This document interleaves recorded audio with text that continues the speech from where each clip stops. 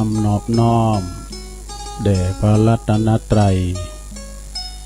อันมีพระพุทธพระธรรมพระสงฆ์เป็นสรณะที่พึ่งขอกราบแนบไต่ไหวสาถวายความเคารพมายังครูบาอาจารย์พระมหาเถรานุเถระท่านเจ้าคณะพระสังฆาธิการพระภิกษุสามเณรเจ้าจุโตนจุองค์กุวัดวาอารามเจริญปอนมายังบรรดาปออกไม่ออกศรัทธาสาธุชนคนดีทั้งหลายปอหลวงแม่หลวงปอลุงแม่ป่าปีป่าหน้าเอาอาศรัทธาตีนจ้องห้องวัดเท่าแก่หนุ่มกำใจยิงทั้งหลายตีเปิ้นได้เปิดเครื่องหับเปิดวิทยุฟังกันอยู่ตั้งหอตั้งเฮินตั้งบ้านตั้งจองกันอยู่ในเวลานี้เนาะเวลานี้ก็เป็นเวลาดีบ่ายสามปลายมาสักน้อยบ่ายสามมาสักน้อยก็มาฟังรายการสารธรรมยามแลงทำสารธรรมยามแลงนี่ก็ดำเนินรายการสองตุนด้วยกันเนาะตามปกติก็จันทร์การปุดนี่จะเป็นรายการบริหารเวลาโดยท่านพระครูอภิวัฒนวิกรมเปิ่นจะได้มาเข้าจัดรายการดำเนินรายการเนาะแต่เฉพาะวันนี้วันปุดนี่ก็จะมีพระครูสุมเมธธรรมเสวีตุยแล้วก็ห้างตุลุงนี่ก็จะมีวันพัดศุกร์เสาร์จะแบ่งกันเป็นอย่างอี้แล้วก็ที่นี้วันนี้ก็ตุลุงก็ได้รับมอบหมายถวายเวลาจากอาจารย์พระครูอภิวัฒนวิกรมผู้อำนวยการคืนสีขาวของเฮาเนาะดังที่เปิ้นได้ประกาศไปก่อนหน้าแล้วว่าวันนี้คือตุลุงเต้นไปก่อนเปิ้นจะได้เดินทางไปปุ้นกับครูบาอาจารย์เนาะไปรวมงานเข้ากรรมปฏิบัติธรรมคืนสุดท้ายที่เปิ้นจัดกันคืนตีอำเภอที่ทำการที่ว่าการอำเภอเวียงป่าเป้าเนาะตัวลุงก็เลยได้รับภาระเนาะอันสำคัญอันนี้ตัวเฝ้าเสา แล้วก็เปิ้นก็ไปกันหลายเนาะก็เดี๋ยวก็มาอู่กันเดี๋ยวเราจะได้เอ่ยประดังสถานีวิทยุที่เปิ้นมีบุญหูบุญต่อโสตประสาทหูของเฮาที่เฮาโอ้ถ่าดาฟังกันเจ้าล่ะก็ขอบคุณตังสถานีวิทยุนะเพื่อการศึกษาพระพุทธศาสนาและวัฒนธรรม FM 104.50 เมกะเฮิรตซ์วัดไฝหินตำบลสุเทพอำเภอเมืองจังหวัดเชียงใหม่โดยมีเมตตาบารมีธรรมอาจารย์พระครูสมุวิสุวัตวรกิจโจอาจารย์พระครูก็ชมลิงสัญญาณไปปิ้นตีเรียบร้อยวิทยุของคณะสงฆ์อำเภอฝางโดยเมตตาบารมีธรรมหลวงปู่พระครูสุจิตานุรักษ์เจ้าคณะอำเภอฝาง FM 100.25 เมกะเฮิรตซ์เนาะตั้งอยู่ที่วัดพระบาทอุดมนำบ่อสาวาสำนักวิปัสสนาซึ่งก็ต้องขอบคุณตังตุปีเจริญโชติธรรมโมจากวัดสันโค้งอำเภอแม่อาย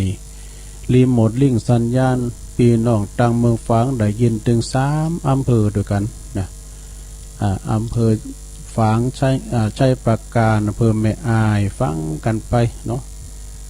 แล้วก็สถานีวิทยุของปดมโดยของปดมนี่89.50นะคลื่นบ้านทุ่งเรดิโออันนี้เปิ้นถวายเวลาอยู่1 ชั่วโมงเนอะปดมนะก่อนที่จะถึง4 โมงบ่ายยอมไปสัก5 นาทีนี่ตุลุงก็จะต้องขอบคุณกลางคืนปดมเพราะว่าเปิ้นก็จะตัดสัญญาณนี่กันเนาะเพราะว่ารายการอื่นเปิ้นก็มีอยู่แล้วแต่เปิ้นถวายเวลาเฮา2 ชั่วโมงหนึ่งนะบ้านทุ่งเรดิโอ 89.50 เนาะตั้งอยู่ที่บ้านป่าซัก ตำบลบ้านกลางอำเภอสันป่าตองปอดมปออุดมพุทธวงศ์เน้อขอบคุณตั้งสถานีเปิ่นโตย106.25 มนต์เสียงธรรมจากแม่แจ่มโดยเมตตาบารมีตามหลวงพ่อพระครูมงคลวิสิทธิ์หลวงพ่อใหญ่เฮาเนาะเจ้าคณะอำเภอแม่แจ่มเจ้าอาวาสวัดปุผาลามตำบลช่างเครื่องอำเภอแม่แจ่มเด้อแล้วก็กราบขอบคุณเมตตาธรรมอาจารย์พระครูปลัดอุทัยตึงสองอุทัยโดยเป็นพระเจ้าหน้าที่เจิมสัญญาณไปปิ้นตีเรียบร้อย90.75 เมกะเฮิรตซ์วิทยุชุมชนคนเหนือเขื่อนเนาะอำเภอฮอดขอบคุมประตังดอยเต่ากอง91.50เหมือนกันฮะเมกะเฮิรตซ์วัดอันนี้ก็วิทยุชุมชนคนนาน้อยจังหวัดน่านด้วยเด้อแล้วก็ 98.75 คลื่นธรรมะของชุมชนวัดห้วยตองซักตำบลขวงเปาอำเภอจอมทองเด้อโดยเมตตาบารมีธรรมอาจารย์พระครูวาปีวรมานิจเจ้าอาวาสและก็ท่านอาจารย์ชวลิตชัยวังโสซึ่งเป็นพระเจ้าหน้าที่เสริมสัญญาณไปปิ้นตีเรียบร้อยต้องขอบคุณเน้อตั้งสถานีคืนต่างๆที่มอบหมายถวายเวลาเอานำสัญญาณอันนี้เนาะไปออกคือกับศรัทธาญาติโยมตั้งในบ้านในจองได้หู้ได้ฟังกันไปเนาะเพราะว่าการสื่อสารนี่สำคัญกำแล้วแหละการฟังนี่ได้เปรียบในศรัทธาแล้วก็ง่ายโดยเฮาอ่านหนังสือพิมพ์นี่ได้ใจสมองสะกดตัวหนังสืออยู่แต่เฮาฟังนี่เนี่ยมันง่ายเนาะศรัทธาเนาะเฮานั่งฟังอย่างเดียวอย่างเปิ้นอ่านข่าวเฮาฟังก็เฮาไม่ต้องอ่านเฮาสมองรับรู้อย่างเดียวน่ะเนาะเหมือนกับเดี๋ยวนี้แม่ลุงเขาก็ฟังกันไปตุลุงก็สรรหาเอาสิ่งละอันพันละน้อยมาเสนอแนะก็เอามาบอกมาอันจะว่ามาสอนน่ะหลวงเนี่ยไปมาเกิดว่าตุลุงมาสอนมาจังโขดเกียรติกันน่ะ เอามาเราสู่จู้กันฟังเนาะ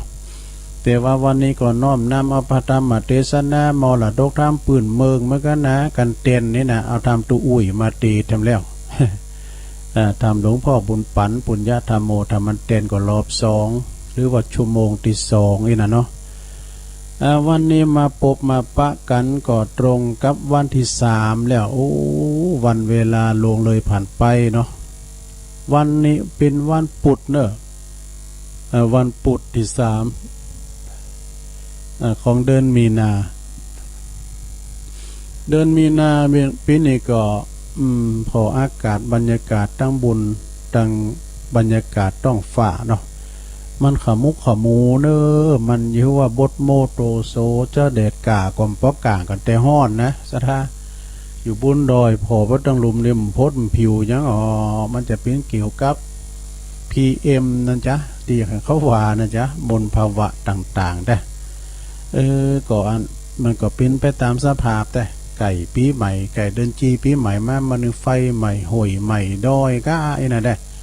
ก็เลยเป็นควันเป็นมลภาวะต่างๆพอไปทำใดก็บ่ปดบ่ผิวเนี่ยเป็นอันเนี่ยบรรยากาศเนาะฝนตกโหปีเฮหาเนี่ยมาดึงเป่งลึ่งเนอะหันดอยหันอย่างบ่ดอ วันนี้ก็เป็นวันที่3นะศรัทธาญาติโยมโดยเฉพาะวันนี้นะศรัทธาญาติโยมเปิ้นก็ปัดปั่นกันไปเหมือนกันที่วัดพระพุทธบาทผาหนามวัดพระบาทผาหนามนี่เป็นวัดของครูบาเจ้า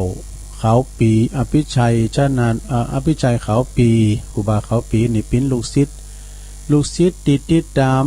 ครูบาปอครูบาเจ้าสินธรรมคือครูบาเจ้าศรีวิจัยศิษย์กุลกุติแต่เพิ่นก็ถูกกันแกล้งเหมือนกันนะเนาะครูบาเจ้าศรีวิจัยก็โดนถูกเพิ่นกันแกล้งเนี่ยเพราะว่ามีมารมาบารมีมแก่กายน่ะเนาะเชเกนเดียวกันครูบาเจ้าเขาปีก็อันจนว่าได้นุ่งผ้าขาวไงลูกนะไปซิกเปิ้นเนี่ยตัวเปิ้นไข่ซิกซะหน่อยแต่เปิ้นปิงว่าจายน่ะเนาะถามปอในชีวประวัติเปิ้นเปิ้นก็นุ่งผ้าขาวจนเป็นผ้าขาวปีเปิ้นสร้างประดังโฮงเฮนนี่นะโฮงเฮนครูบาเจ้าเขาปีโฮงเฮนละอ่อนเนี่ย ครูบานี่สร้างประจำวัดครูบาปอเนาะก็เปิ้นก็จัดภายในเปิ้นนะศรัทธาญาติโยมเนาะคุณจะหลายเหมือนกูปีนี่ก็บ่หลายว่าวัดใดนะเปิ้นบ่ให้จุกันเกิน500คนนี่นะเฮาก็ตามนโยบายของรัฐบาลเปิดกันไว้เปิดกันไว้แปลว่าโรคภัยไข้เจ็บมันแพร่ระบาดเนาะก็เดือนมีนาเมษานี่มันก็จะปิกแล้วก็มันจะสอบห่อนแม่งอันเนี้ยเนาะเพราะมันปิกบ้านปิกเมืองมาเลยบ้านเฮาเมืองเฮาจะได้อยู่กันสุขสบายเนาะได้หวาดระแวงแต่ก็จะไปประมาทกาดจะไปตกเนื้อใส่หน้ากากอนามัยปิ้นตีเรียบร้อยนะไปเข้าที่คุณนักคุณร้ายไปกัดไปรีคุณแออัดเนาะเพื่อความเปิ้นว่าเพื่อความปลอดภัยกินห้อนจ้อนกลางล้างมือนี่ใส่หน้ากากอนามัยนี่ก็เป็นนโยบายและก็ความปลอดภัยของหมู่เฮาทั้งหลายเนาะวันนี้สาเหตุที่ตุลุงได้มาเข้ารายการติ๋มใจวันของตุลุงก็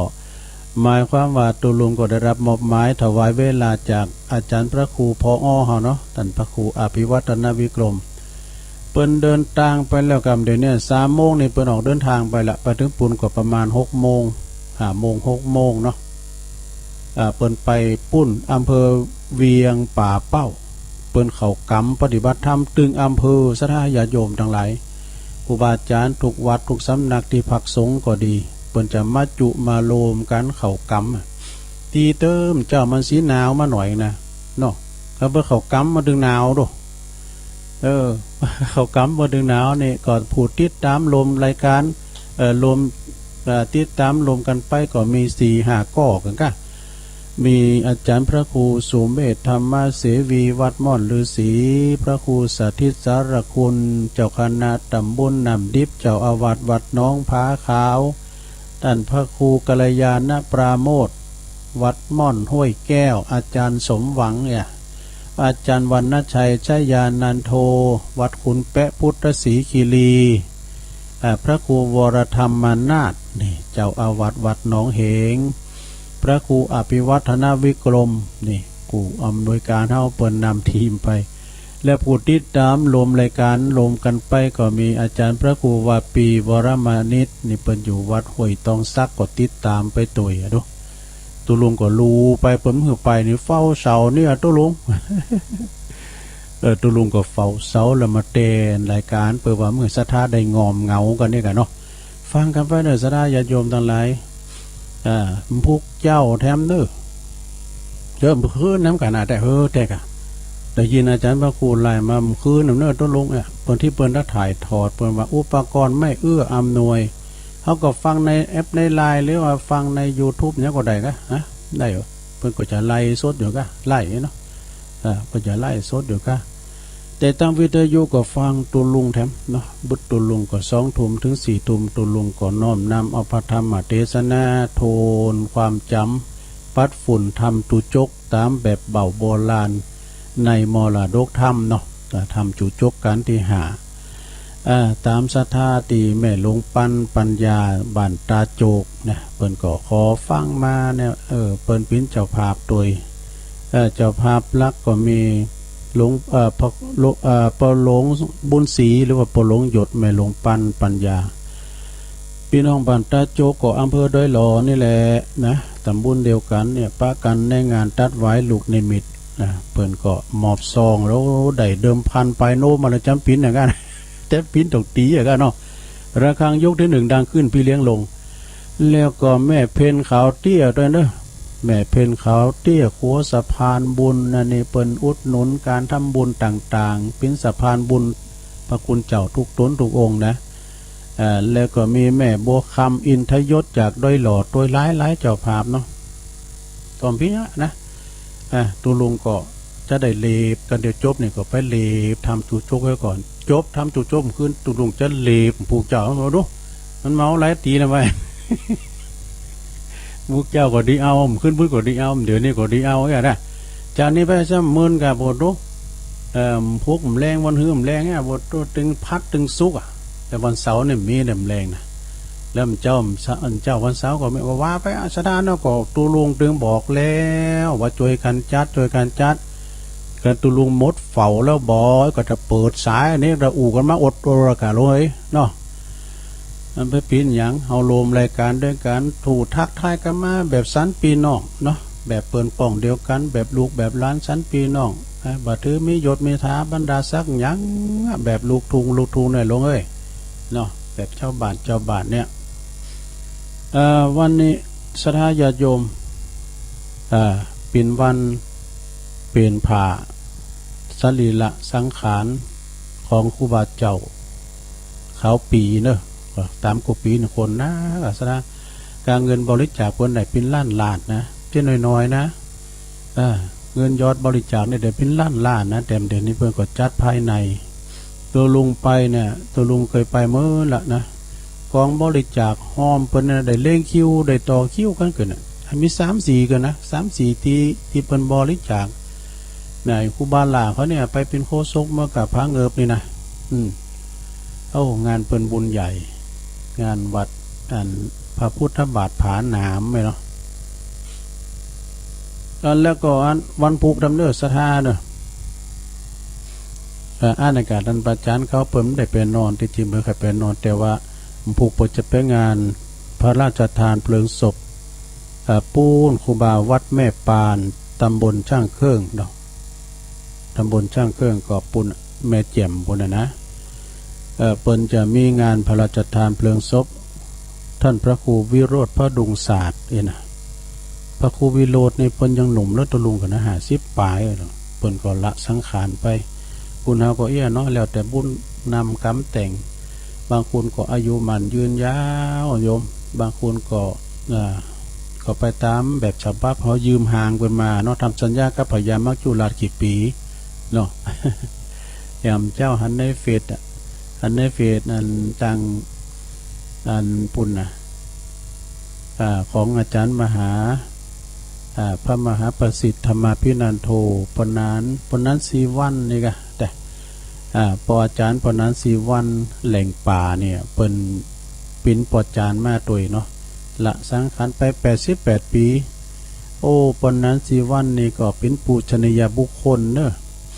เปิ้นก็ได้เสียแก่ชีวิตแต่ก็เผาไปละเนาะหันในป่าแฮวนี่มีคุณร้ายแล้วก็มีอาจารย์บุญเพลินยาวิชัยเปิ้นไปกระโลงแล้วโมนเสียงเป็นดีสถาญาติโยมเนาะเกิดแก่เจ็บตายก็เป็นธรรมดานะท่านพระครูวัดแม่ปานเนอะผูกเปิ้นจะพระราชทานเพลิงศพวันผูกนี่ตุลุงก็จัดไข่ไปเมื่อกันแหละกันแต่ไปก็ไม่ได้พร้อมยังพร้อมผูกก็คิวตุลุงก็มันจับเวลาเนี่ยจะได้เขาออกรายการนี่กะเนาะเอาไว้โอกาสหน้าก็ที่ซอยหอยตามเปิ้นไปเนาะการเข้ากรรมนี่ก็เหมือนกันเนอะศรัทธาญาติโยมเนาะ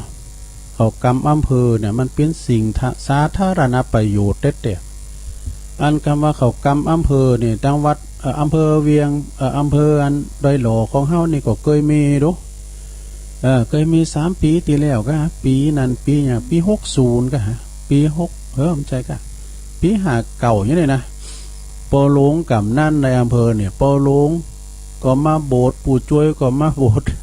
พอกับนั่น4 ตำบลเนี่ยมาโบสถ์หมดศรัทธามาโบสถ์หมดกำนั่นตำบลดอยหล่อนี่ก็มาโบสถ์นะกำนั่นบุญทรัพย์ปัญญา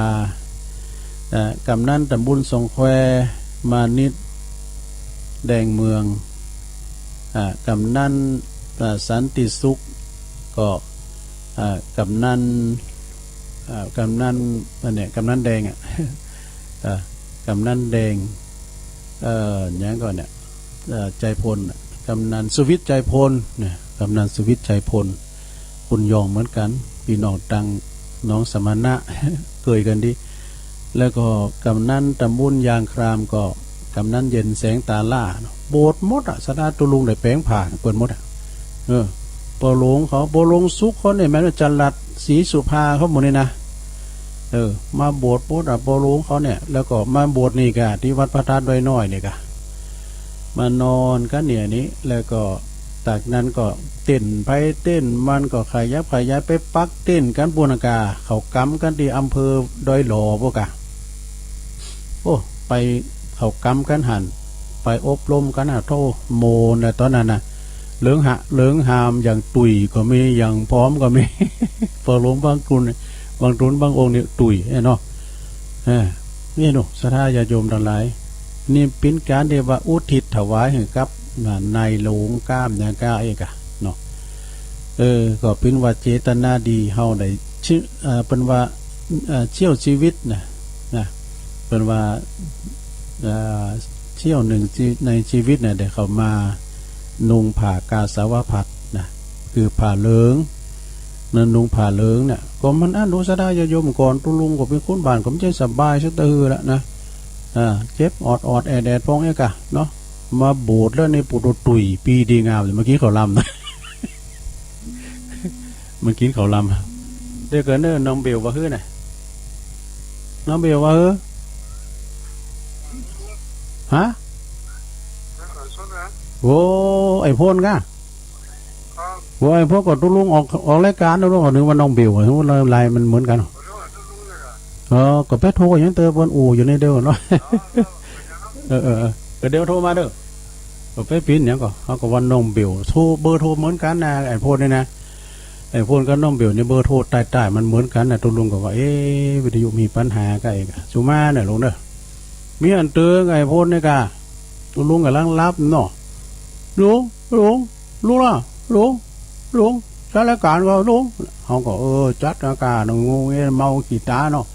ปีโคมส่องพอนาฬิกานะปุถุกาลังเตงกำลังเตงมาห้องเขาลุกแล้วนี่ปิดไล่ด้วยนี่เดี๋ยวปิดโทรศัพท์เลยนี่เป็นยังไงพลเนี่ยเพิ่งก็โทรมาเนอะพลยังไม่แล้วแต่หรอกตุลุงเจ้าว่าอย่างนี้จึงจะเดินไปใช่เถอะแล้วก็การเขากำเนี่ยนะสัทธาญาโยมมันดีหลายอย่างนะเขากำเนี่ยนะสัทธาไปเขากำตั้งใดก็ตามเปิ้นมีหน่วยงานดูมีหน่วยงานหนึ่งนะคือหน่วยงานปต.เปิ้นมีประธานดูปต.นี่มีงบประมาณนะถ้าใครได้เงินต้องทำงานนี่กะอย่างว่าหน่วยปต.คือหน่วยอบรมประชาชนประจำตำบลเนี่ยนะตำบลของเฮานี่ดอยหล่อนี่ก็มีพระครูสุเมธนี่ก็แมนดูที่เปิ้นเป็นประธานปต.นี่นะการว่าวัดอันปะแฮวนั้นมันทะลุปุปังศาลาก้ามยังก้าก็มันเป็นที่มดที่ไหมเวลาเสศพเสผีมันก็เป็นที่อายเปิ้นเอาตัวเจ้าเขากำเนี่ย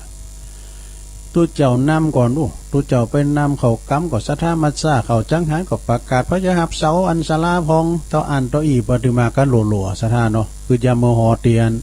ไปเขากำที่สุสานบ้านดุงหลงโป้นันทะลุเป่านะชาวบ้านเพิ่นหลายนี่สัทธาสังเนี่ยติ้มกระดานเหรอปกยุคโควิดได้น่ะพิธาที่โมนดีงานแล้วเฮาดูตางวายอันเข้ากำปะแหวเนี่ยนะตีเนียเนอเก้าข้าเจ้าหลงเนี่ยเนอทีสุดท้ายว่าถ้ามังมีสีสุกจะคือก็ตามเลยละสังขารมดลุมหายใจถึงมาปะกันนี่มดถ้าจะกินกับตาลถ้าจะตาลก็ตาลเองโตอันเนี้ยสัทธาญาโยมทั้งหลายจะเป็นหน่วยงานที่จะต้องสร้างสรรค์เขากำเนี่ยเขากำก็ตามเตือก็มีอุปสรรควันนั้นก็โดนเขากำที่บ้านดุงหลงนะที่ปะแหวเจอยังฝุ่นตกฝุ่นตกเนี่ยมันมีอุปสรรคหาอย่างนะเขากำเนี่ยหนึ่งมดงามไตหนึ่งฝุ่นตกหาใหญ่สองมดงามไตสามไฟใหม่ตูบสี่ม้าฮ้อนม้าเห่าห้าขี่เราเดินมีหาอย่างลูกมันมีนะมันมีนะเดี๋ยวฝนตกวันนั้นก็เจอฝุ่นแท้นะซะละเปิ้นขนาดเปิ้นเอาตีนมุงแล้วนะตอนนั้นตัวลุงก็ไม่ได้อยู่นอกคืนนั้นก็ฝุ่นตกไม่ได้อยู่เพราะว่าตัวลุงก็ตายผู้ใดโดนนะได้ไปนอนวันนั้นคืนเปิ้นเอาปกแล้วนะเป็นว่าน้ำมัน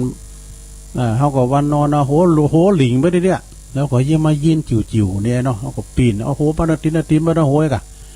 ต้งผูมาคืนสุดท้ายเราต้งผูเขากลัวเนี่ยเขาก็โลนเต้นเขาเต้นมันดีนะนี่เต้นเขานี่มันเป็นว่าเต้นนะน้ำมันจื้มข่าวเนี่ยปวดรมก้องเอาอันโลนเต้นสนามออกมาน่ะที่หันที่พื้นองค์เขาลงพื้นว่าปีมีกันนำปวดโคกบยมโบควายมีกันนำมาลงโอ้เปิงมันยินไงนะมันจื้มนะนี่จะแคบกับขมได้เนี่ยก็เจ้าเขาขอในเต้นนะซะนะเอาดีป่ะลูกกันอยู่ในเต็นท์เนี่ยเขาได้มันกลัวอย่างเงี้ยดอกนอนไปเหี่ยวก็ตามเลยเขาอยู่ในเต็นท์นะอย่างเขาอยู่ในโคตรนะกับโคตรนี่ก็ซักซีดนะลงโคตรที่เป็นกลางโคตรเนี่ยซักซีดเขาอยู่ในหันนี้มันควบคุมนะมันบักโกอย่างเงี้ยนะโคตรเนี่ยอันนี้สดาญาโยมมันมีอุปสรรคเด้ออย่างว่ามีอันกรรมโลปีนันที่ไหนเนี่ยเขากรรมไปเหี่ยวเองตูปอนะก็ห้ำหูสังห้เนี่ยใจอย่างแรกคือว่าไปจีเตียนอยู่ปลายเตียงปลายตีนนะครับมุนอแล้วก็อันนอนดินก็มุนนอนเตียนมันก็คุณก็ไฟใหม่ตูปุตตื่นเยอะอย่างเจ๊กตื่นไฟว้าวปุตต้นนาบุญเนี่ยกับรูจูตีเงาเนี่ยดูปอยถ้าไข่ชาพนักคิดไปในตัวเลยไฟใหม่ตูกะมันเป็นเฟิร์มก่อนจะมีเต้นเด้อหลงก้อนอ่ะโอ้อันตรายเหมือนกันเนอะนอนหายเนาะไฟใหม่ตูอ่ะแล้วอันม้าฮอนม้าเห่ามันถึงมีแต่เนี่ยขี่เราเดือดดีนะมีหันเตอเนี่ยนั่นตัวเจ้าเมื่อก่อนปิกวัดปิกวากันหลายก่อนตัวลุงก็นอนนักขี่ตู้เนี่ยโมนอนไปเหี่ยวนั่นเนาะขี่เราก็มาเดือดอยู่ที่หมอนน้ำยากะเป๊ะหมอนน้ำยาไว้ไก่เนี่ยไว้ไก่พอมาดึงมามุนตุ่มหลุมแล้วมาเดือดก็ยังไงอันไอ้ปูที่มากินไอ้เวิร์งนะไอ้วันว่าน่ะเดิมหัวแล้วเขาท่านไรเดินเขาเนื้อกูเขาปีเคินอ่ะเขาปีเคินก่อนมีปัญหาทั้งงอมมาเลยก่อนแล้วจะมันได้เว้ยเอามันเบี้ยนคืนเลยอ่ะมันเป็นที่หรอกอุ่นนอกเลิงบัดดีหอเอาเดี๋ยวตัวลุงเขาเลิงกันเนื้อสนาเนอะเฮาตึงมือตึงวันนี่ก็มีอย่างก็เป็นคู่มอนเนอร์สถาเนอะแต่เฮาตึงมีคู่เปิ้นว่ายังก็เฮาต้องมีคู่หมดอ่ะกับเปิ้นยกคู่กันเป็นปีอ่ะเนาะมันมีคู่เก่าคู่ปลายคู่ตายคู่ยังก่อนนะไผว่าเนี่ยอันเป็นว่าในวิทยุมก5ยังมีคู่กันเฮามีคู่ในมก5มันได้กินด้วยนี่อันนี้ได้อุ่นเรื่องคู่ผมหน่อยนะ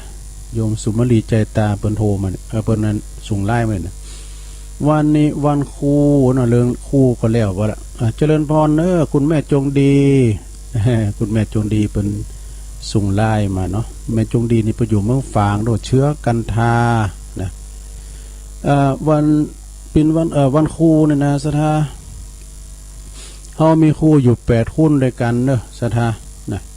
จะมีคู่แรกคู่คนแรกนั้นสอนหรือเฮาเป็นคุณดีคือคุณแรกนั้นก็เรียกว่าแม่นะมันก่อนนี่มันกับก่อนนี่มันสอนเนาะป้าพ่อแม่ยังกะของก่อนนะกินข้าวก็มัมอ้อมเนี่ยอันนี้ครูคุณแรกครูคุณที่สองนั่นก็คือครูสอนหรือเฮาเป็นคุณเก่งก็คือปอนี่เป็นคุณแข็งแกร่งเป็นคุณเก่งนะก็คือปอเขาเนี่ยปอแล้วก็ครูคนที่สาม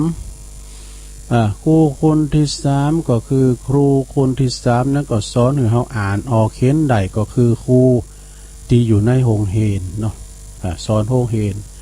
เอาครูตัวลุงเนี่ยมีอยู่4คู่นะตามที่จำได้นะ1มีครูวิรัตปันดอนตองนี่เปิ้นอยู่ป.6 ฝ่าเนี่ยเปิ้นเป็นครูใหญ่ด้วยอาจารย์วิรัตปันดอนตอง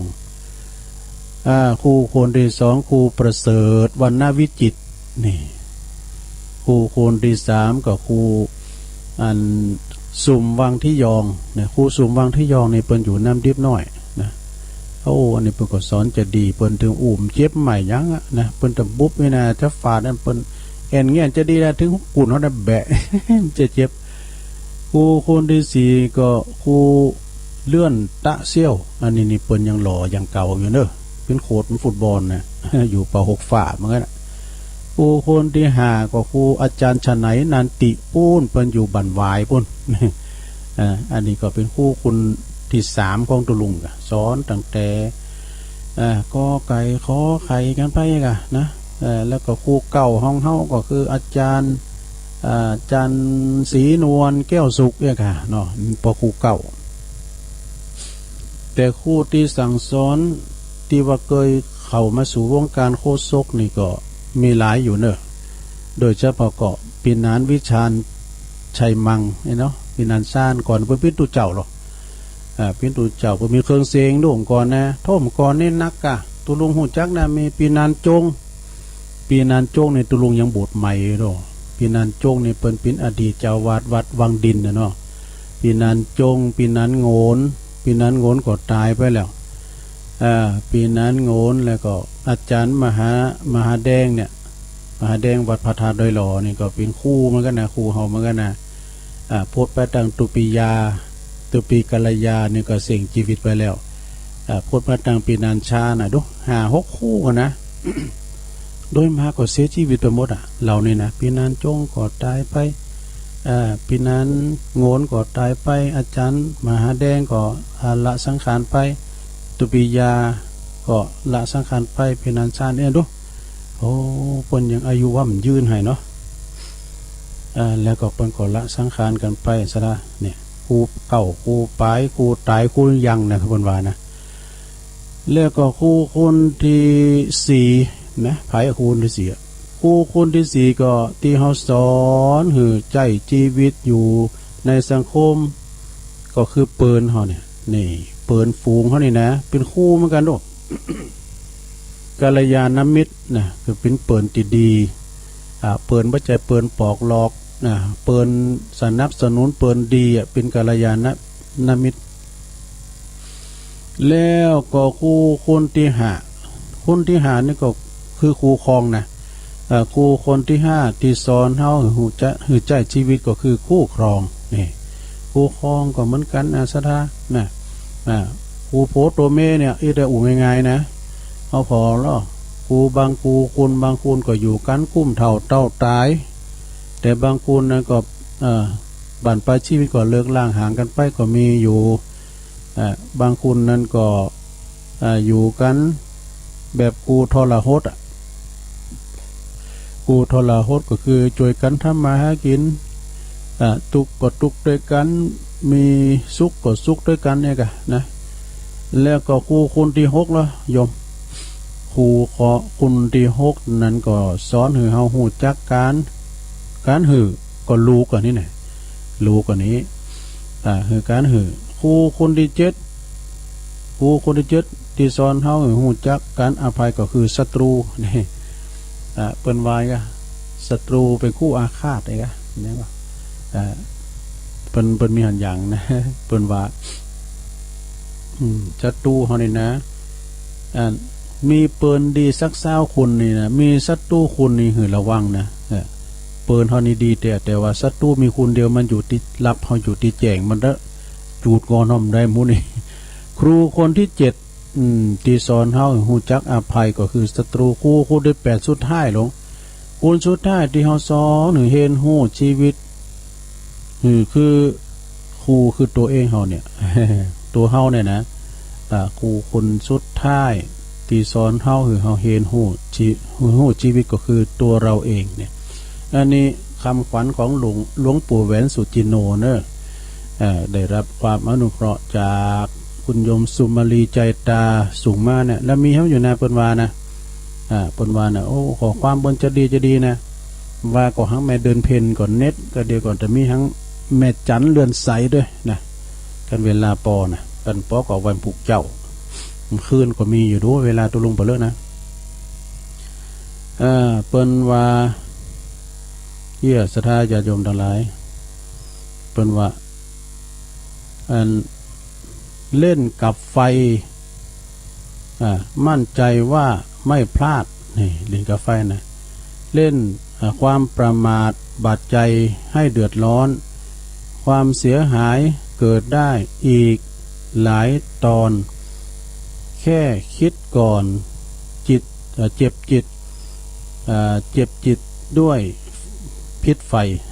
อันนี้นะพี่ติตุรุงทวานี่พี่นี่อันนี้เป็นกรรมกูกันมนกันงานเนี่ยนะ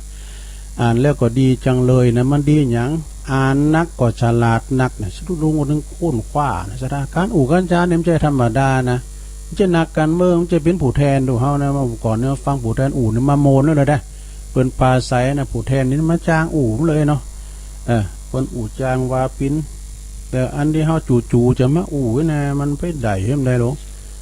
แต่วันนั้นนี่นะชมเชยเนิ่นละอ่อนปิ้นนักเลนนะวัยรุ่นนะม.4 ม.5 ม.6อย่างนี้นะที่อาจารย์สาธิตเปิ้นมาออกรายการจ้างอู่จ้างจ้าเนี่ยเปิ้นถามก็ตอบก็ประทับใจเด้อเฮายังตอบมันได้ตอบเปิ้นนะลูกเนนเขาเนี่ยเปิ้นตอบได้ดีอย่างตัวลุงเนี่ยมันจะต้องเสาะสรรหาอย่างมาเอามาฟังเปิ้นก็มาอู่เปิ้นมากินใจเต้นะอาจารย์พระครูอภิวัตรตั้งเปิ้นอู่เฮาฟังในรายการอย่างต่างๆนะประทับใจนะเฮาก็ใครอย่างเปิ้นเหมือนกันแต่ว่าบ่าแห้งมันเหมือนกันเนาะสดาเนาะอู่หือเปิ้นฮักยักนักจักหวังอู่เปิ้นจังกำเดียวก็ได้มันแล้วแต่อันการอู่กันจ๋าของไผของมันเนาะอย่างว่าอ่านนักก็ฉลาดนักนี่กินนักก็โอนแต่ก็กินนักก็ตุยว่านี้เจ้าในพี่น้องตั้งหยังก็บ้านเนี่ยก็เปิ้นมาเอาคนนึกว่าตุยเปลี่ยนว่าอ้วนได้เปิ้นมาเอานี่ลำรถนึงนะตู่เปิ้นมามาจากอำเภอสันกำแพงบ้านนี้ก็บ้านเขาแคบกลางนี่ก็สันเขาแคบกลางเนี่ยแม่นเอามาลำรถตู่ว่าเพิ่นจะมาที่วัดพระครูอภิวัฒนวิกรมแล้วมาวัดติตุลุงแล้วจะโหลดไปวัดโบสถ์น้ำดิบพวกนั้นนี่แต่ว่าไข่หันโตมาตามสายเนี่ยเป็นว่าอีแต่โบจัดงามนี่แต่เปิ้นจะอู่อันเมืองไม่ใช่อู่ละอันเจ้าอู่ยองนะเปิ้นก็อู่เมืองนี่ค่ะไข่หันโตหันตินแล้วก็อันถ่ายรู้ไปว่าอีแม่เขานี่นะเป็นพลังเงียบนะตุ้มเจ้ฟังเจ้โทรสักตัวเปิดก็ฟังเนาะขอบคุณนะพี่น้องแสนเขาเข็บกลางกินนักก็อ้วนถ้านอนนักก็ขี้เกียจนอนนักได้ก็ขี้ข้านนะหมอ ทำนักเนาะก็เหนื่อยนักก็เหนื่อยนักก็คือมันมอยนะอย่างตุลุงได้ออกกำลังเลยลอง2 วันเราได้เตียวลุงดอยนะมันเตียวกับกันนั้นเรื่องกับกันนี้มันจะได้อยู่ได้ยากเหมือนกันเด้อแล้วเดี๋ยวก็เป่าใบไม้ขี้โคนี่วันนึง2 เที่ยวกันนะสถาตำบุญนี่มันลุมแหงอย่างอันใบไม้นี่ก็หลุนบ่ฮู้ซ้ำฮู้เสงอันนั้นสเลมนี่ก็จอนี่บุรุษเขาเพิกปุตุจอมันตกแท้เหมาะ เอามาโขยมันได้ไงจอมันนะจัดงามแหละจอมันใบมันน่ะบานใบมันหลุนน่ะน่าขนาดแหละก็เป่าไม่เป็นหยังปวดโตสัมโมนก็เป่าง่ายเรื่องหยังก็จอมันน่ะกำเจ้ากำแรงกำความจริงห้อมแรงห้อมทั้งก็ได้แต่มันลุมแล้วเตยเปิดไม่ยอมแรงเนี่ยตู้ผ้าเมกาเนี่ยวัดเนี่ยนะเยี่ยมปัดกวาดกำแล้วมันก็จะได้รับกรรมดีเลยก็เลยเป่ากำเนี่ยกินมากก็อ้วนนอนมากก็ขี้เกียจทำมากก็เหนื่อยนี่รักมากก็ทุกข์ที่ใดมีรักที่นั่นมีทุกข์สุขมากก็เหลิงเพลินมากก็หลงนี่หลงมากก็ทุกข์ทุกข์มากก็เศร้ามากก็เครียดมากก็ตาย มาจบไปดีตายนะโอ้เขียดแล้วก็จบไปดีตายลงไปเขียดนะลงเด้อไปเขียดเนอะตายอย่างเขียดนะไปดับพอลูกในแง่ดีนะลงเนอะจะไปเกิดอย่างหนักวนเฮากับมาอีเนาะสดาเนาะเกิดปิ้นตายอย่างก็ยิ้มแย้มแจ่มใสเขาไว้จะไปเกิดอย่างหนักเนาะอย่างถ้าเกิดก็ปล่อยมันเกิดไปก็ว่ากันไปเดินเนอร์ศรัทธาญาติโยมทั้งหลายก็มีข่าวบริการนะวันที่14เนี่ยนะศรัทธาญาติโยมทั้งหลายตุลุงก็ขอประกาศให้เปิ้นให้หน่อยนึงเด้อเปิ้นฝากข่าวประกาศมาเนี่ยความจริงนี่พวกเจ้านะถ้าประกาศข่าวสารงานบุญต่างๆ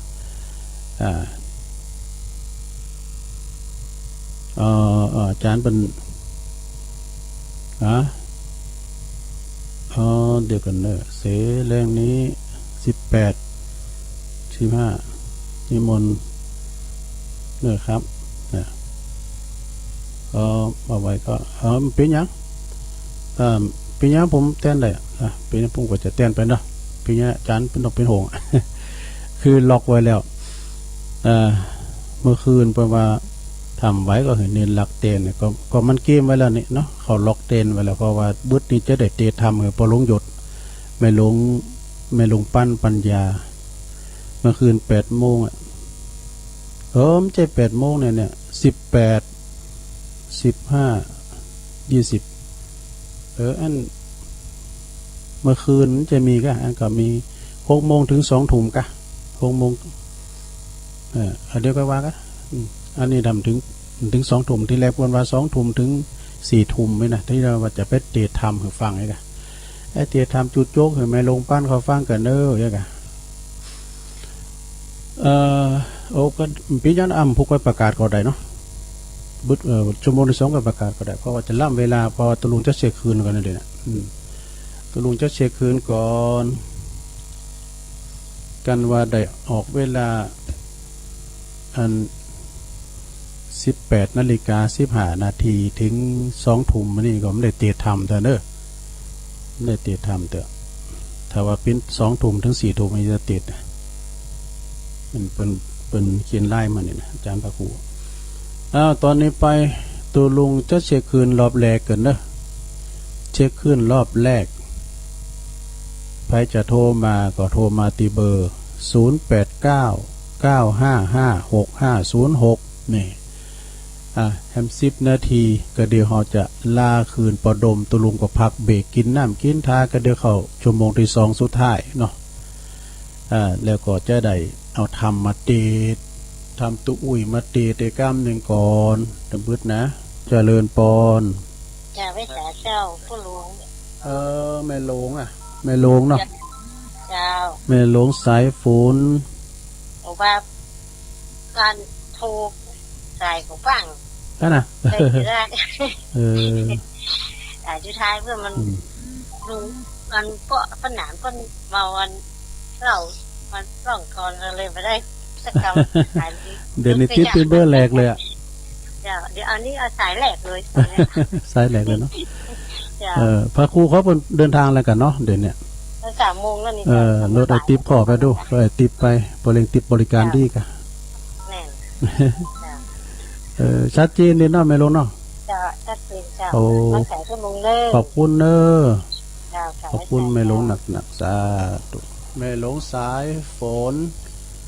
จันกุลนะอันนี้เป็นอยู่น้องผักขาวเจริญปอนอันนี้แม่พลอยสีถ้อยฝางแม่พลอยฟังเจ้าแล้วเนาะฟังเจ้าแล้วเจ้าแม่พลอยสีถ้อยฝางชัดเจนเดียวกันเมืองฝางโทรมาอีกก็หมายความเวิร์นฟังกันอยู่เนาะได้ยินชัดเจนก่อนถ้าเข้ารายการตัวลุงก็ลองเช็คระบบไปก็ปนโอ้ดังจะดีเนาะเช็คระบบว่ามันดักไว้กรรมเนาะยินดีแม่พลอยเด้อแม่พลอยดักไว้ละสาธุสายต่อไปเจริญปอนสาเจ้าตัวลุงแม่อมรนะเจ้าแม่อมรฟังตั้งแต่เปิดเจ้ามันได้ยินว่าวันนี้ตุลุงจะออกแล้วเน้นลักว่าคืนนะแม่อมรถ้าเปิดนี่จะออกกี่โมงแกน่ะก็อันเป็นไลน์มันนี่ว่า6 โมง 15จนถึง8 โมงหิม8 โมงเจ้าก่อนโดยครั้งมาถึง2 ทุ่มเนาะน่ากะทีแรกว่า2 ทุ่มมันจะฮือเต็มขนาดนั้นนั่นก็ทำเบิดก็หัวเบิดตึงเปิดฟังอย่างนั้นเพื่ออาจจะถ่ายทอดจ้ะอันนี้ก็ชัดเจนดีเนอะทุลุงเนอะขอบคุณแม่อมรเนอะแต่กะอากาศบ่ค่อยดีบ่ค่อยหมดได้แต่บดผักหวานจ้ะนั่นเนาะสาธุมันฝนตกทั้งเปิดมันฝนตกทั้งเปิดน่ะแม่รับพักมันออกก็ยังว่าฝนตกแม่นเนาะเจ้าชัดเจนดีกำลังใจอยู่เนอะฟังตลอดเมื่อก่อนนี่เฮาวานเฮาว่าตะวันแดงไงเนาะโอ้มดสุ่มไข่มันติ่งแล้วด้วยก่อนนะเจริญปอนครับภาษาครับโอ้ปอหน่อยบุญปันมาแล้วครับผมลากยาวถึงวันเสาร์แล้วคุณลุงเนาะแม่น่ะเขาหาข้อมูลลักๆเนอะแต่ก็มาด้วยไม่ได้ทำตัวอุ้ยเนี่ยกะแล้วก็ บอกไปเลยให้ก็เปิดสายเลยอ่ะ พอเปิดสายนะก็ถึงว่าการมดเฝ้าถึงเปิดสายนะ อดทนร้องมันมาสายนี่เห็นแล้วใหญ่ๆอ่ะ เอากดใจหูมตัววันนั้นก็ ใจหูมตัวนี้มันเป็นอดเอาหน่อยอดเอาหน่อยใจเขาโจรหนักอ่ะ อ้ายกะที่จริงก็ขอบคุณเนอสาธุขอบคุณปอน้อยที่จริงก็มันจะมีความหูความรักอย่างนี้แหละมันใจหูมได้ก็ว่าไปอันน่ะแก่งอมแก่เงาเจริญปอน แต่ไม่สาเจ้า แม่สมพัดอ่ะแม่สมผัดเนาะ เจ้าฟังอยู่นะวันนี้แตนในท่านพระครูเจ้า มาเตียนเพิ่นนะกะบริหารเวลาเตียนเพิ่นเนาะมันเพิ่นไปเพิ่นไปเวียงป่าเป่าเพิ่นไปเนี่ยเพิ่นไปเตียดโคกทำมาดกับว่าลุงอยู่ประเทศที่ไหนเจ้าบุตรดูจ้ะไปเตียดนั้นที่แรกก็ว่าถ้าเตียดทำมันออกอากาศเอี้ยกะส่งกระแสเสียงไปแต่เมืองแปรเมืองนานบ่นี่กะแล้วก็เพิ่นว่าจะได้หมู่น่ะเพิ่นก่อนถ้าจะได้มุกบึกก็ว่ากันเนาะที่แรกก็จะติดมันกันเลยไปเขียนไล่แล้วเราทำทุกปอกมาเสร็จแล้วเจ้าพวกเจ้านี่ทำตัวปลอมเดียวก็เดียวกันชั่วโมงที่2เนี่ยกะแล้วทำตุ้ยมาติดตามใจเนอเจ้าสาธุ กำลังใจเนอเจ้าข้าไว้สาเจ้าสาธุเอาเจริญปอนเจ้าไว้สาเจ้าอาจารย์แม่ลิอ่ะแม่ฟังอยู่นะเจ้าแม่ลิห้อยโทกเนาะเจ้าถ้าเสียงดีนะเจ้าโอ้วันนี้งามบุญน้ำกันได้ทุกคนได้เจ้าเนี่ยก็ไม่ได้ไปได้ยินทุลุงเขาว่างานนี้เอกอะพระครูวันนี้พระครูก็ไปไหนก็พระครูเพิ่นไ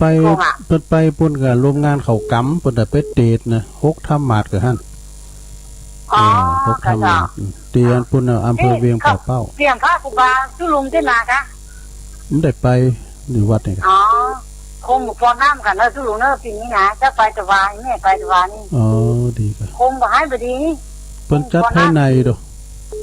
จ้าเพิ่นก็ชัดจะบัดจัดงานก็ได้สมมุติได้เพิ่นจัดภายในจ้าจัดภายในดีนะเจ้าขอบคุณเด้อกำลังใจทุลุงนะเจ้าเจ้าค่ะพระเจ้าแม่ลิห้อยโทกส่งกระแสเสียงป้าตังแม่แก้วตัวเนอะแม่แก้วยะวาให้ฟังกันอยู่ก็เจริญปอนเข้ามาใหม่เนอะเข้ามาใหม่อ้าวเจริญปอนมาสูงค่ะทุลุงโอ้แม่ค้ามาแม่สุขา แม่คำเจ้าหลวงเนาะดีกันลุงออกยาวเลยเนาะวันนี้ออกตอนแรกนี่ค่ะพวกเจ้าแถมเจ้าค่ะเจ้าออกตามปกติเวลาตุลุงเนาะเจ้ามีใจบ่เจ้าแม่นี่ค่ะตามปกติเวลาเจ้าไว้ขาเจ้าดีเนอสาขอบคุณแม่คำพี่น้องไตไม่สุงค่าเจริญปอนเห็นสักสายสาเจ้าตุลุงแม่พันน้ำแล้วเนาะมันฟังมันฟังเจ้าพันฟังอยู่ในเจ้าป่าบงฟังน้ำปุ่นบดโมโตโซฟองกับมิกะเจ้าบดเหมือนน่าจะมันฝนจะตกกับมูนี่ได้กับมูตกก็ขอตกดีตกงามเถอะเนาะจะไปมีเห็บเจ้านั่นล่ะต้องมีใบเห็บต้องมีลมเนาะโอ้การไผ่เห็บกามสังการเนี่ยเนาะเจ้าแต่ขึ้นก็โทรหาท่านเน้นลักอยู่เจ้านะครับยินดีนะแม่พันเนอเจ้าไว้สาเจ้าทุลุงสาธุเจ้าแม่พันจากป่าบุ้งเวงเจริญปอนเจ้าไว้สาเจ้าทุลุงไหนแม่เจ้าแม่อยู่อันปะก้อยสุพรรณแม่ก้อยเจ้าแม่ก้อยดูเมินละเนมโทรมาฟังหน่อยละฟังคนโทรม่วนน่ะมันแม่ไปนี่อย่าไปวัดมันมีปอยหลวงฮั่นเพิ่นยังมีปอยหลวงแล้วเนี่ยปอยหลวงกันแต่ว่าก็ทักษิณาเนาะ วันนี้ดาหัววันหูพ่อเยชวดอ่ะเจ้า30 9 ตุนแล้วค่ะ โอ้ผู้เจ้า30ปลายก็ได้ เจ้าโอ้งูพ่อเยชื่อจ้าจ๋า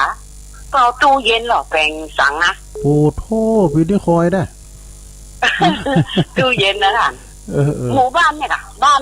เนี่ยตึงสถานที่ไหนอะมาจ้างอ่ะไปในเฮาเนาะตู้เย็นก็หลายปั้นเท่ามันนี่ก็เท่าว่ามันเพียงปลากาอันยังกาอีน่ะเพิ่นก็น่ะหมู่บ้านเนี่ยคือสร้างกับหมู่บ้านเนี่ยตึงไหนมาสร้างบ้านเพิ่นกว้างโดได้มันมีสัก70-80นะคะท่านเบิดผมสถานแห่งแก่กาได้ค่ะถ้าว่าอย่างไรพระอันพระปากาอย่างมันเป็นเจ้าภาพคนนี้เนาะบ้านนี้เขาเนี่ยห้องตั้งเนี่ย3 แสนเนี่ยได้ 4-5 แสนอ่ะโอ้ดีกะเขาอันนี้เป็นคนที่เป็นยังแคว้นหน่อยเนาะมันน้อยเนาะก็ยังว่านะกันเขาว่าปั้นตายเลยล่ะพอดีเลยยินดีนะก่อยเด้อบุญรักษาเนาะโอ้ขอบคุณหลายๆที่เจ้าจะมาให้ตีหน้าร้านก็มาก่อนมันสายมันวางอ่ะมันตีแหละเนาะมันสายมันวางกันตลอดนะมันมาให้ตีกะพยายามไปละความเป็นติ๊กอ่ะเด็กมามันบอกว่ามันไม่ได้บันทึกอยู่ไอ้อันตัวลุงผมจะบันทึกทางภาษาก็สักคุณแต่กี้ลูกสาวบันทึกคืออย่างน่ะเจนจะได้อ่ะอ๋อดีกะตัวลุงก็ได้บันทึกสั่งบันทึกอย่างนั้นบันทึกไผเนาะไม่สาในเจ้าท่านพระครูตู้ดอกแม่ก่อยสุพรรณไปพอแถมพระครูด้วยพุทโธพระครูเถิดนะครับเดี๋ยวจะล้อพระครูกันนี่เป็นพระครูโอ้เดี๋ยวเอามันซ้ายเนาะมันซ้ายไปดูเปิดมาละเจริญปอนโอ้บ้านป่ากล้วยสุพรรณนี่เป็นแห่งกะได้กะดูลุงกะโลสะดุ้งอยู่ไหนน่ะไม่ให้เงินเจ้าโอ้ไม่ให้เงินนะแม่หยังนี่แม่บ่เขียวเจ้าโอ้แม่บ่เขียวโคตรแต่ว่าก็โคตรเหมือนกันไม่ให้เงินนี่ก็ตำบลแม่โป่งนะคะตำบลไม่ให้เงินเลยกันเนาะแม่โป่งนะจ๊ะแม่ให้เงินนี่จะแม่โป่งขึ้นแบบมาจะจำแม่โป่งแล้วเจ้าเด็กแม่บ่เขียวไม่ให้เงินเนาะฟังเจ้าแล้วกันเจ้าแต่ว่าเจ้าก็โคตรประกันเนาะพวกเจ้าก็ฟังแท้พวกแรงก็มาอยู่เนาะเป็นสไตล์ประเดี๋ยวตัวลุงก็สอนทำมาเตะถึงคุณเฒ่าฟังพองอ่ะกันเอายินดีเนอะแม่โบเคียวเนอะเจ้าเอาเฮ็ดอีกก่อนเนาะกำเดียวเฮาก็พักเทงพักครึ่งพักเบรกกำเดียวได้10สายก่อนเนาะกำเดียวได้ดอกก็เดี๋ยวเฮาก็มาฟังกันต่อเนาะสถานเนาะเพราะว่าเดี๋ยวนี้มันเฮาจะขอบคุณทางคืนประดมไว้ก่อนเด้อขอบคุณประดมเด้อบ้านทุ่งเรดิโอที่เปิ้นถวายเวลาบัดเดี๋ยวนี้เปิ้นก็จะเข้าจะตัดสัญญาณรายการอื่นเปิ้นจะเข้าเนาะผู้กดฟังกันแฮมเนาะขอบคุณประดมหนักๆเด้อบุญรักษากำจูอยู่ดีมีสุขเด้อประดมเด้อแม่เทียมวันพุทธวงศ์เจริญปอน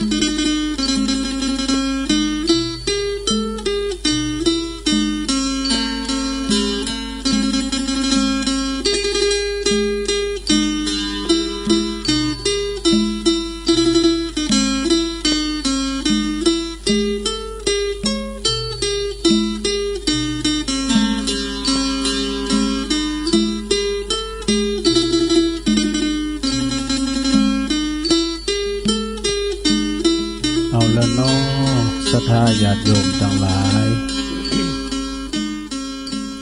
เอาแล้วก็มา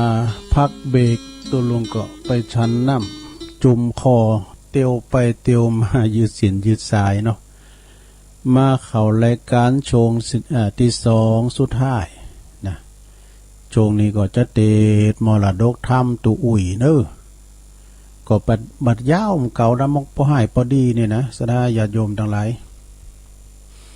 ก็มกพอหายพอดีก็เป็นธรรมที่ว่าทำสอนผูกเดียวจบนะเขาประกาศงานเห็นหน่อยเนาะอาจารย์พระครูผมก็ส่งมา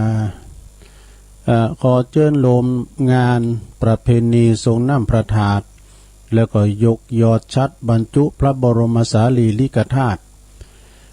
ประดิษฐานเนอซุ่มประตูโขงของวัดคำแมดตำบลโขงเปาอำเภอจอมทองจังหวัดเชียงใหม่ในวันที่14 มีนาเนอะ14 มีนา 2564กำหนดการก็เวลา9 โมงถึง15 นาฬิกาหรือว่าบ่าย3 โมงนี่เปิดโอกาสให้ศรัทธาญาติโยมพุทธศาสนิกชนทั้งหลายโลมทรงน้ำพระธาตุแล้วก็ปูจาผ่าแพร7 สีมณี7 แสงเนาะตลอดทั้งวันเลยเนอะนะเอาไปปูจาพวงมาลัยไปกล้องยอดชัดเงินชัดทองนะแล้วก็เวลาถึง16 นาฬิกาหรือว่า4 โมงนะบ่าย4 โมงนี่ก็หม้ออีกกันนะเพิ่นก็จะเริ่มพิธีบรรจุพระบรมสารีริกธาตุแล้วก็ยกยอดชัดประดิษฐานซุ่มประตูโค้งของวัดคำเม็ดนะโอ้ซุ่มประตูปนนิมเจนน้อยใหญ่เลือถาดเท่ากันเนอะลงเนอะใหญ่เลือพระธาตุเท่ากันสูงที่หิมุนตั้งกันเท่าลองไปทางจอมต้องบนนะขวามือนะงามๆนะจึงเจิญจวนนักศิลนักบุญนะ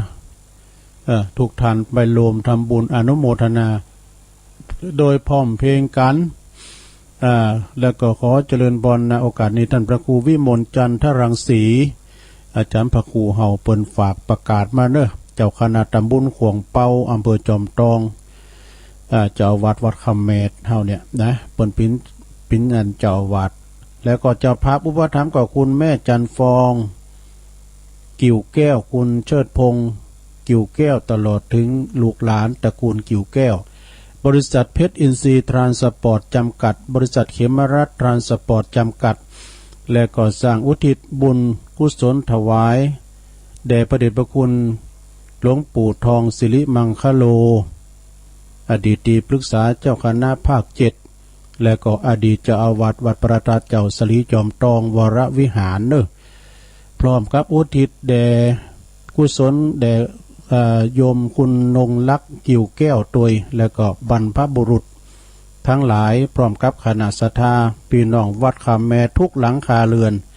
มาโลมอนุโมทนากันเนอะที่วัดคำแม่เนอะวัดคำแม่ก็ไก่หุ่นตั้งโอ้ยวัดเปิ้นงามเปิ้นใหญ่อาจารย์พระครูท่านอาจารย์พรนะท่านพระครูวิมลจันทรังสีนะเปิ้นเป็นเจ้าคณะตำบลพุทธปีนี้เปิ้นมีงาน3 งานงานปิศพครูบาตือแล้วก็งานตัดไว้ลูกนิมิตวัดวังดินแล้วก็วัดตัวเองทั้งนะวัดคำเมดนะดูมี3 งานใหญ่กันนะอันนั้นก็ไปกินไปทานกันเนอะสถาวันที่14เนอะ14 มีนานะอันนี้ก็ตั้งคุณแม่จันฟองเปิ้นก็คุณเชิดพงษ์กิ่วแก้วเปิ้นก็ปิ้นเจ้าภาพโลมเลยนะปิ้นเจ้าภาพใหญ่ด้วยนะตะกี้นี่ก็อาจารย์พระครูเพิ่นก็บอกว่ามันจะเมายาวเลยนะตั้งแต่18 นาฬิกา 15 นาทีถึง2 ทุ่มเนี่ยถ้าว่าตัวลุงบอกไว้ก็นิมนต์เนนหลักเตนนี่เนาะจอยแล้วก็2 ทุ่มปิ้นตุนไปก็ตัวลุงว่าไปจนถึง4 ทุ่มเนี่ยก็เดี๋ยวจะลองถามสามเณรเอาหลักก่อนเปิ้นมาใดก็นะมาก็มาที่หากะตีวัดปากตั้งเจริญเจเปิ้นเป็นอันเลขาเนาะจะได้ถวายอันก็ตุลุงจะเข้า2 ทุ่มก็ได้หรือว่าสะดวกหรือสะดวกกำสะดวกตุลุงก็จะเมาก็อันแบ่งฮับแบ่งสู่นี่น่ะจะลองถามพระเอาหลักก่อนเนาะเอาต่อไปก็มาว่ากันแถมศรัทธาญาติโยมโอ้ขอบคุณเด้อคุณลุงนิรันดร์ปันดอนตองเจ้าของคืนปุ่นเนอ น่านฟ้าเรดิโอเพิ่นก็แท็กมานะแม่แสงเอ้ยชุติวงศ์โดยแม่แสงเอ้ยเจริญพรเด้อแม่จงดีเชื้อกันทาโดยโดเปิ้นแม่ทองคำทิวงคำหลายอยู่เด้อเปิ้นโทรกันเปิ้นนั้นโคตรมาตั้งลายเนาะขอบคุณตัวเด้อเด้อแม่โจเดียวเมาคนเดียวเลยกะตุลุงเนาะก็มันก็แบ่งรับแบ่งสู่กันพระเนรเอาหลักมาก็ดีนะเอากำนี้ก็ว่าทำกันนะลงเนอว่าทำก่อนทำตัวอุ่ยเพราะยาวสักตะใดทำก่อมจะกำเดียวก็จบอ่ะนะแต่เนื้อหาสาระเพิ่นดีนะเดียวก็สัก10 นาทีนี่ถึงกันได้ลงว่าไปกันเด้อลงนะโมตัสสะภะคะวันโตอะระหะโตสัมมาสัมพุทธัสสะธัมมัจจเลสุขังเสติสุสังละภะเตปัญญันติสัทธโวดุลาสัพพุริสะตังหลายผู้การเน่งหมายไปลอดอมาตายยอดเนลาปานดับภัยมานไม่มาดสุขโศกทุกขาดหายสูญจึงกาทำบุญพร่ำพร้อมใจหลิงน้อมเจยบานคือหือตานเขาน้ำว่าตูพร่ำตามมีสินดวงดี58ได้โคดแขวดกับตัวบ่เมามัวป้ามาดบ่ละขาดภาวนาปาการมามวลหมู่พร้อมหน้าอยู่ฟังธรรมจุงดาจำฟังที่เอาเป็นที่สอนใจเราจะไขแต่เก้าตามปราดเจ้าแต่ไทยแกะก่อนไก่นำมาบัดนี้แลนนากีฬาดังจากรู้มานิสัยยังมีเศรษฐีใหญ่ท่านนั้นใจมีใจใสผ่องแผ้วเชื่ออย่างกุลแก้วตั้ง3ประการคือหือตานเขาน้ำวัตถุพร่ำปัจจัยสินดวงใสสะอาดบ่ได้ขาดรักษามีธิดาหน่อยนาดวันมาวันนาลาดเหลือคนดังเมืองดังนางบนฟากฟ้าชื่อว่านางนอนลาวิสาขามีกิริยาเรียบร้อยจะเก่าถอยวอนใหญ่สินดวงใส58ได้อัมบ่ลีก5 เส้นบ่หลีกเว้นรักษาบ่โกธาโคตรกล้าบ่แจ้งด่ายิ่งใจเมใจปายผ่องแปวปฏิบัติแล้วตามทำเว้นต่างดำเอาไม่เตียวต่างไตต่างดีอ่านว่านางบุญมีหนอหนาวงามบ่เศร้าวิสาขากรรมเว้นมาลอดควายจักได้เป็นสะไปแดนไกลนางบ่เคยไปต่างเทศออกจากเขตเรือนตนยินกังวลหลายหลากใจนึ่งหากยินกลัวไปอยู่บ้านผัวนั้นแล้วท่านนั้นใจเจ้าพ่อจึงสอนนางน้อยนอธิดาฮือมีขี่ฮือลูกขี่ยาแบบเบาดังนักปราชญ์เจ้าอติตาปฏิบัติตามมาสืบต่อดุลาว่าดุลานางน้อยนอสายใจเจ้าจักไก่เจ้าจักไปเป็นสาไปอย่าจุงรู้ควายสัพพการ ลู่วัดเจียงคานแต่ไทยอันสาไปต่างลายกวนขวงควายลู่ลู่ยามไปอยู่เกหาแห่งสามิกาผัวเจ้าลูกจุงลูกเก่าข้ากองดีลูกสายสีโนไทยจุงจำไว้ในใจคือไฟไปในอย่าน้ำออกไฟไปนอกเกหา อย่านำมาก่อไว้ในห้องใหญ่เรือนตนกวนปันกวนปันคนผู้เหือผู้คนมาบ่อซื้ออย่าหือปานจุมเขามันจักเหือหรือคนบ่ซื้อสันใดควรแปลงใจจมจื้นจักยกยื่นวางไปย้ำกินปัจจัยข้าวน้ำพร้อมพรำสุขใจนั่งตีใดก็แล้วกากาดแก้วอาวรยามจักนอนนั้นใส่นอนใดสุขใจจูวันไปค่ำเจ้าลู่ยำแยงเจ้าเทวดาวัดนานี่เราหากเป็นเก้ากองดีกวนนาลีสาไปจำจือไว้ใส่ใจปฏิบัติไปอย่าขาดอย่าได้พระมาทลาสาย่อมจักป่าพ้นจากทางทุกข์ยากมันภายสีนงไว้นอนเนาฟังพ่อเจ้าไข่อาจาไข่ยินสงสัยเป็นนาที่บ่แจ้งที่ยังมีก่ออันจุลีกรมเก่าถามพ่อเจ้าเตรียมใจว่าไฟมีในอย่านำออกยามเมื่อยามล้ำมอกดีลีว่าไฟมีไหนอย่านำออกยากล้ำมอกดีลีเฮือนละห่อเฮือนมีน้อยใหญ่ตั้งที่ไกลแลไก่กันว่าไฟดับวอดพดมันลอดเลื่อนลาวแล้วขอจิเอาไปต่อสุมจิก่อเลื่อนเขากันว่าเราบ่ฮือเขากับขอบ่ฮือซื้อบ่ขายเขาตั้งหลายหนุ่มเท้าเขาก็จักเล่าเน้นแต่ว่ายิงผู้เนนาจิที่ป้อยตานียังไฟเขาจักไขเล่าสาวไปไข่ดาวตังเมืองขอบุญเลืองป่อเจ้าไขบอกเล่ายาวไปทนันใจผู้เป็นป่อกับนางน้อยนอจะท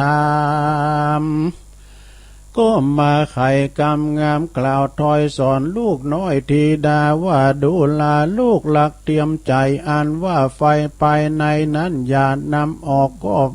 อย่านำออกไปนอกเรือนตนบ่ใจว่าไฟลนเอาไม่เลยว่าอันว่าเราหากใจหุงแกงไฟหรือไฟแดงนั้นเราควรกึดเล่าตามลายของกวนละอายเผิดนาคือการดุด่าว่าเถียงกันแม่นว่าเมียนอนเลี้ยงขี้คานผัวออกบานไปเลิงบ่ลู่ล่ำเปิงก่อสร้างเหือแผ่วแผ่กว้างยาวไปผัวไหลใจมีจูบ่ตั้งอยู่ตามธรรมพาผัวใจดำกำเศร้าพ่อผัวเล่าว่าถ้าลนแม่ผัวตนก็มาปากย่อยซ้ำมาใจถอยกาลีปากบ่อดีสัวกลาจะจมแจ้งด่าตั้งวันพิษเถียงกันจะใจบ่ขาดใดวันใดอันนี้ก็คือไฟไปในมวลหมู่อันเกิดอยู่ในเรือนตน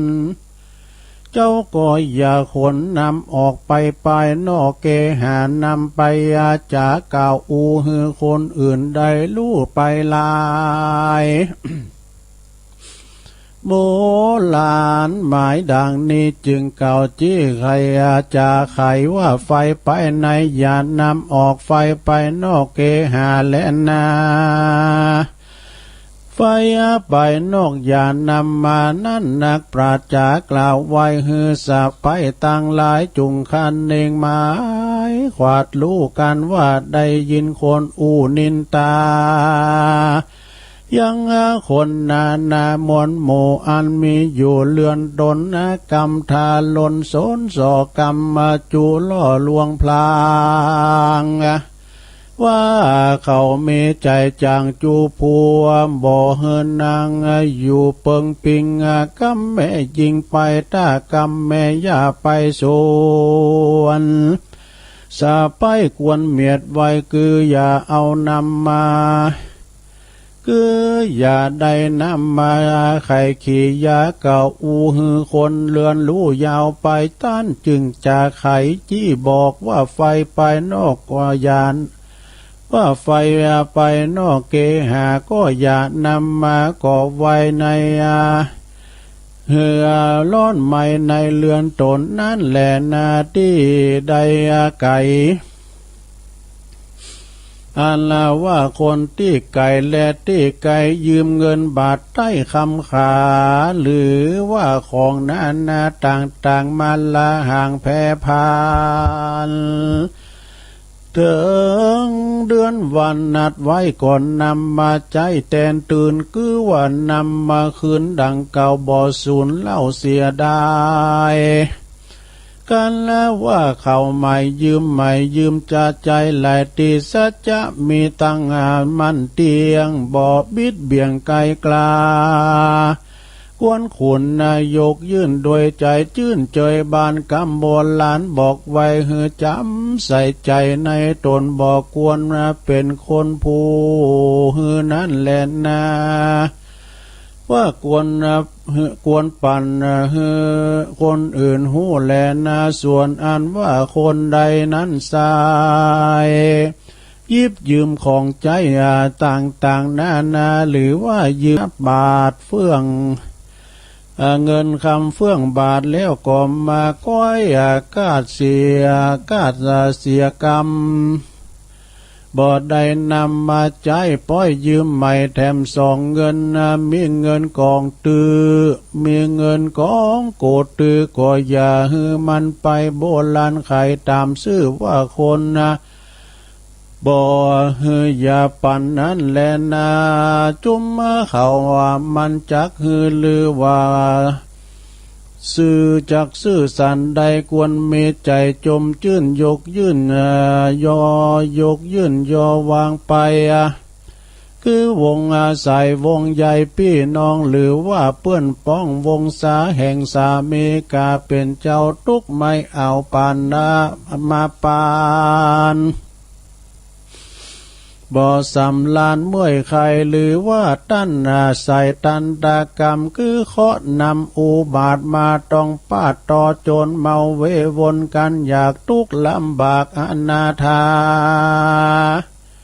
การเข้ามาจูดจอดออกปากลอดไข่กำยืมเงินคำบาทไตของเครื่องใจใดกวนแปลงใจจมจื่นยกยอยื่นตามมี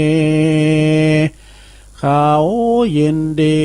หาใดนำมาใจแตนตื่นหรือ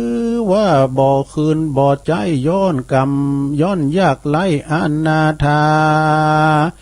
กันว่าเขามาแถมไม่อย่าโคตรไม่ใจลาย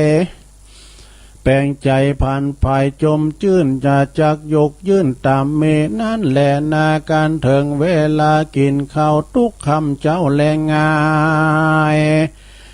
คนควายแต่งไว้ตามมาหาใดไม่มากันแต่งดาเมียนแล้วว่าผัวแก้วเนื้อหัวกับต่างพ่อแม่ผัวกินก่อนอย่าเว้นย้อนอย่าเว้นผ่อนวันใดตัวอดใจอยู่ถ้าก้อยกินเมื่อลาไปลูนจักเป็นกุลบ่อนน้อยอยู่จื้นจ้อยเจยบานกำโบราณกล่าวจีฮือสันทีหันใสว่ากันเมกันว่าการกินปัจจัยข้าวน้ำฮือพร้อมพรำสุขใจและนาที่นั่งที่ไหนก็แล้วก็ฮือกาดแก้วอาวรโบราณสอนบอกไว้สาไปนางยิงได้กาเน่งกึดสอดว่าอย่าได้ตอดวางลาอย่านั่งกาค ขวางกันตั้งคนดันพันพายาแม่คนยิ่งใจเข้าออกตั้งประตูตั้งประตูนอกประตูในตั้งคันใดเตียวไตอย่านั่งไกลเกิดขวางอันหนึ่งนางนอนละอย่านั่งสูงกว่าผัวตนตั้งฝูงคนแก่เต่าคือพ่อแม่เจ้าของตัวพ่อแม่ผัวปู่ป้าปู่อันเขานั่งอยู่แดนใดจากเขาไปตอนก็หือต่ำกว่าจุมเขาแลนายามจักนอนนั้นใส่นอนเหือได้สุขใจโบราณไขบอกไว้หือสาไปตั้งหลายได้กฎหมายรู้ลอดอย่าลัดตอดลาสาหือสามีการนอนก่อนตั้งปูหมอนตายายตั้งเขาตั้งหลายนอนแล้วนางนอแก้วนอนลุนจักเป็นกุลผาเสดผาหือเกิดสวัสดีแลนาอันหนึ่งยิงใจอันหนึ่งยิงนางสาไปกวนเกิดไข่เล็งหันว่าผัวจอมควันเป็นนอเป็นนอนนาวเจ้าพ่อแม่ผัวเจ้าคุณนำมากวนแย่งยำขับไว้ดังเทพไทยเทวดาอันรักษาห่มป้องห่มปองยังแห่งห้องเรือนตนจักเป็นมงคลผาเสดผาหือเกิดเจยบานกำโบราณเก่าจีหือแจ้งที่หันสายว่าจูวันไปค่ำเจ้าลู่ยำแยงตนเจ้าเทวดาแลนาตาสมาเหตุนั้นใส่ยิงน้อยใหญ่ตั้งหลายผู้ควงไขว่ไฟห้อยไข่จืนจ้อยสัสสะดีวัตาวัดสาไปมีนั้นเล่าดังได้เล่าไข่มาอย่าลาสาปามัดลาเว้นขาดนิไกปฏิบัติไปอาจาใจป่าจักป่าหือใดเจยบันสุขสำลานจื่นจอยดังไฟห้อยผาฐานาขอสัทธามวลหมู่ทวนกู้ยิ่งใจสุขสบายเตียงเต้าทุกคำเจ้าสวัสดีแด่เตอเนติตังกิยาสังวันนาวิเศษจาห้องเหตุกำสอนป้อก็บังกลมสมเรศเสด็จแล้วเท่านี้ก่อนแลสาธุสาธุสาธุลงรับไปแล้วก็สุขใจยงแสดเหมือนกันเนอะหมอยเหมือนกันฮัลโหล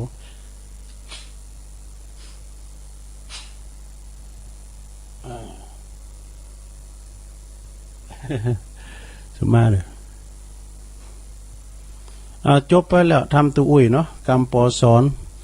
กำปอกำเมเนี่ยเพิ่นสอนศรัทธาญาโยปโตทนันใจเศรษฐีเนี่ยเพิ่นเป็นเศรษฐีนะศรัทธาสอนนางวิสาขาเนี่ยเพิ่นจะได้ไปลุงต่างไปอยู่กับปอโพแม่โพไปอยู่กับโพอยู่ต่างแดนลุงต่างเนาะเพิ่นก็สอนนะไฟในจะไปนำออกนะลูกเด้อไฟนอกก็จะไปนำเขาลูกเปิ้นก็สงสัยโอ้ก็ไฟดับเปิ้นมีกับไฟก็เฮาเอาเหมือนเปิ้นต่อไปมันกันหอมหือก็ยังแทบหน่อยว่าเฮาขี้จี้ก้าอีปอลูกเปิ้นเข้าใจตลอดมันใจอย่างลูกเอ้ยหมายความว่าไฟนี่มันจะไฟหุงตุ่มจะไฟทำมาหากินไฟในก็คือเอียกอย่างว่าอยู่ในหอในเฮินเวลาว่าปอแม่แล้วก็ปอโผแม่โผก็ดีเปิ้นพิษท่องเทงกันโผโผลักเมแปลงพิษท่องเทงกันด่ากันอย่างไงเนาะแล้วก็ไปว่าเอาไปอูดทางนอกเนี่ยไฟในนะมันดับไปที่ในเนี่ยแล้วเอาไปเราไปจ่ายตั้งหน้ากาดตั้งลีไว้นะเปิ้นหูเปิ้นได้ยินก็ได้ดีอายเปิ้นเนี่ยนะไฟ พิ่นว่าไฟในครอบครัวเขาเนี่ยมันพิษถ่องเทงการเนี่ยเริ่มฟังเพลงนั่นหรอนะเพลงไงปอก็เพลงคุณเฒ่าป้าปีไง คือทอดบานน้อยมาวันนั้นกูกินจีนหวานก่อนนั้นเพิ่นลูกหลานไก่ดูฮะอีแม่กินได้หวานไหนเนาะกินข้าวเนี่ยได้อันเจ้าอย่าไปกลางต้งก็แฮมเบอร์สักหาบนึกพักปังนะกูล้ำกูมัก จะมาฝากอันเลยนะเพิ่นก็เป็นถ้ำกะติดีกว่าในเพลงนี่นะอันนี้แปลว่าไฟนอกไฟในอย่าน้ำออกพิษถ่องเทงกันก่อนดับไว้ที่หาดหนอไปเอาไปเราไปย้ายเพิ่นได้เปิดเสื่อเพิ่นหันหลังไงเพิ่นว่านะแล้วก็ไฟนอกก็ไฟนอกเคหาอย่าน้ำเข้ามาสมมติว่าเฮินเฮาเนาะมีลูกเต่าเหล่าล้านเล่นมีโพมีลูกปอโพแม่โพอยู่จุ้มกันนั่นหลายนะไปตางนอกเขาเหล่ากันเนาะปอโพมื้อไหนเฮ้ยโอ้ยขี้จิ ว่าไปนะขี้ดูดนะขี้คอยอะไรนะก็เดี๋ยวก็เอามาอู่กันเนี่ยคือนะเอามาอู่กันนะอันเดี๋ยวไผ่หวานเดี๋ยวนี้ไผ่เป็นหมอหวานมาอู่มาเดี๋ยวร้อนเดี๋ยวเดือดร้อนกันนี้ จะไต่ถามจะไต่โซนหานี้อันนี้เป็นว่าไฟนอกก็อย่าน้ำเข่าดับไปต้องมันเข้ามาเนาะก็มาอู่มาถ่องพิษเทงถ่องกันเนี่ยหมอเนาะธนันชัยเศรษฐีเป็นสอนนางวิสาขาน่ะแล้วก็เป็นการว่าไผมายืมตังค์ยืมเงินนะล่าเอ้ยเนาะเกินมันมายืมเอาหือไปครบทองเดินมาคิดดีมันก็เอามาหือตำมันบอกเขายืมด่วนยืมไฟนะไอ้นะก็มันเดือดร้อนมาเขาก็เอาหือไปเตอะอย่างพี่ยังอ่ะไอ้นะกันมันมายืมทำร้ายนะมายืมนะเขายืมโดนยืมไฟได้นะไอ้นะยืมไปแล้วใจชักเตอไว้หันเกินนะไปหือซ้ำปอสอง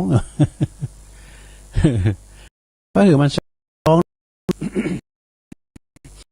ก็น้ำกั้มอ่ะเป็นว่าเป็นมันสอนนะแฮมกินแฮมวายอ่ะกันหลานตั้งโผนะพี่น้องตั้งโผก็ดีเปิ้นตกตุกนาท้ากันอยากหาเจ้ากินคำหาไหนมันได้ไหนเปิ้นมาขอยืมก็หือเปิ้นไปเด้อล่าเด้อเปิ้นเอามาคืนก็ตามเอามาเปิ้นอับจนตุกจนกันอยากเนี่ยเปิ้นมาแทบเจอก็หือไปดูมันเนาะลูกเปิ้นจะดีนะบอกกันว่า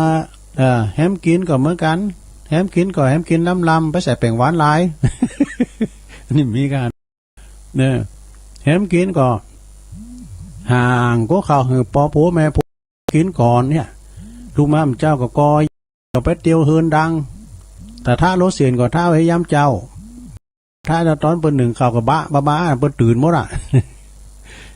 ธนันชัยเศรษฐีเปิ้นสอนนะสอนข่าวสอนเพราะหนังบ่ดอกสอนเพราะหนังเพื่อนอนกันเหมือนเปิ้นนอนก่อนปอโผแม่โผนอนก่อนก็สอนนอนทีรุนกันหนังก็เหมือนกันอ่ะเปิ้นสอนเพราะหนังบ่นะก่อนเนี่ยกันท่านนางก่อนนางอย่าไปนางกาโหขึ้นได้เปิ้นตาเตียวไปเตียวมาโอ้ปอเพิ่นสอนได้นี่ท่านที่ถูกปนวิสาขาเนาะนาวิสาขาเป็นมหาอุบาสิกาโดในพระพุทธศาสนาเนี่ยความเป็นมาการต้านหยังกันต่างๆนั้นมาจากนักวิสาขาหลายนะกาดทินกาผ่าอาบน้ำกันแม่นหมดอ่ะนางวิสาขาในลูกหลานไม่หลายนะแล้วเปิ้นอายุเปิ้น120 ปีอ่ะดูนางวิสาขาขนาดไปงามอยู่อ่ะดูแม่เปิ้นมีบุญบ่ดอกกันว่าไปวัดนี่นะเปิ้นจะเอาติวของไปโลน้ำปานนากาเต้าหู้ปลาทองโกไป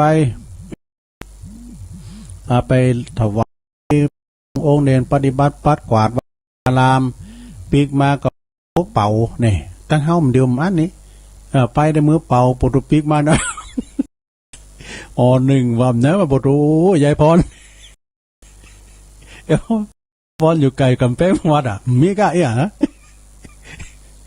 ตัวลูกว่าไปเลยนี่นมัสการเจ้าเดี๋ยวทำยายโอนก่อนยายโอนมันไปวัดดีนะคำไปนี่แกว่งแขนไปอ่ะมาในปิดบอลลุ่มปุ่มปุ้ยมันสังเลยน่ะก็ปูจ้าหอนเรื่องตู้เขาสมาเนี่ยวาลินนะ นางวิสาขานี่อันแตกอ่ะหลุดไปมาหมดแล้วก็ศรัทธาญาติโยมทั้งหลายเนี่ยท่านนันชัยเศรษฐีเพิ่นสอนลูกปนะวิสาขาเนี่ยไปอยู่หออยู่เฮินไปเฮินเปิ้นไปอยู่เฮินเปิ้น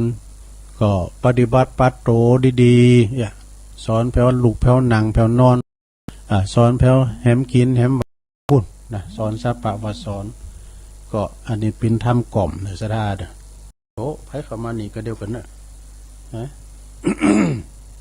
โอ้แน่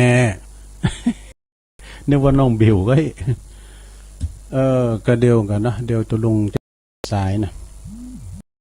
ฉะนั้นศรัทธาญาติโยมพุทธจะถามความ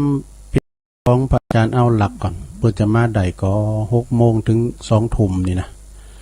เปิดรายการเนี่ยแบ่งปันเวลาเปิดตรงจะเข้า2 ทุ่มถึง4 ทุ่มเตธรรมวันนี้จะเตธรรมตุจกนะตามที่สัญครับไม่ลงปันเอาเดิมพันไปมาแล้วนี่เราใส่ไปแล้วเนี่ยอันเปิดเกิดจำเป็นต้องวางเปิดเนาะจะมาปัดฝุ่นนะเดี๋ยวทำตัวปีก่อนฮัลโหลไผ่น่ะนมัสการเจ้าเหมือนกันจะโบสนะฮะแย่พ่อนะอยู่ไกลอันนี้ดูตาติวมาอยู่เจ้าป่าติวมีเก่าก้าเนาะมีหน่อยเดียวมีหน่อยเดียวเอามีก็เอาเลยยายพอเคยพ้นนะขนาดยังคุ้นไม่ตัวเอาเพิ่งสูงภาพเมื่ออาจารย์ส้มหนึ่งสูงภาพมาเนี่ยคุณเพียวยาวเดบโรนาตัว2 นิ้วเนี่ยเอาเลยเราควันนี่บุตรเพิ่นเราควันเปิ้นในระยะเผาขุนได้เจ้าขวัญเลยนี่ว่าลินมาได้มาอย่าพรว่าไปเลยก้อนหักก้อนกุหลาบแดงถ้าตัวจริงเลยรถเงินอะนางแบบเก่าก็ลองบัวแดงอันยายพรบ้านสันเขาแคบกลางนี่มันมีไก่เพิ่นว่าหูจักยายพรบ้านยายผมจะไก่กันน่ะลองบัวแดงครับเส้นเขาแคบกลางนี่น่ะ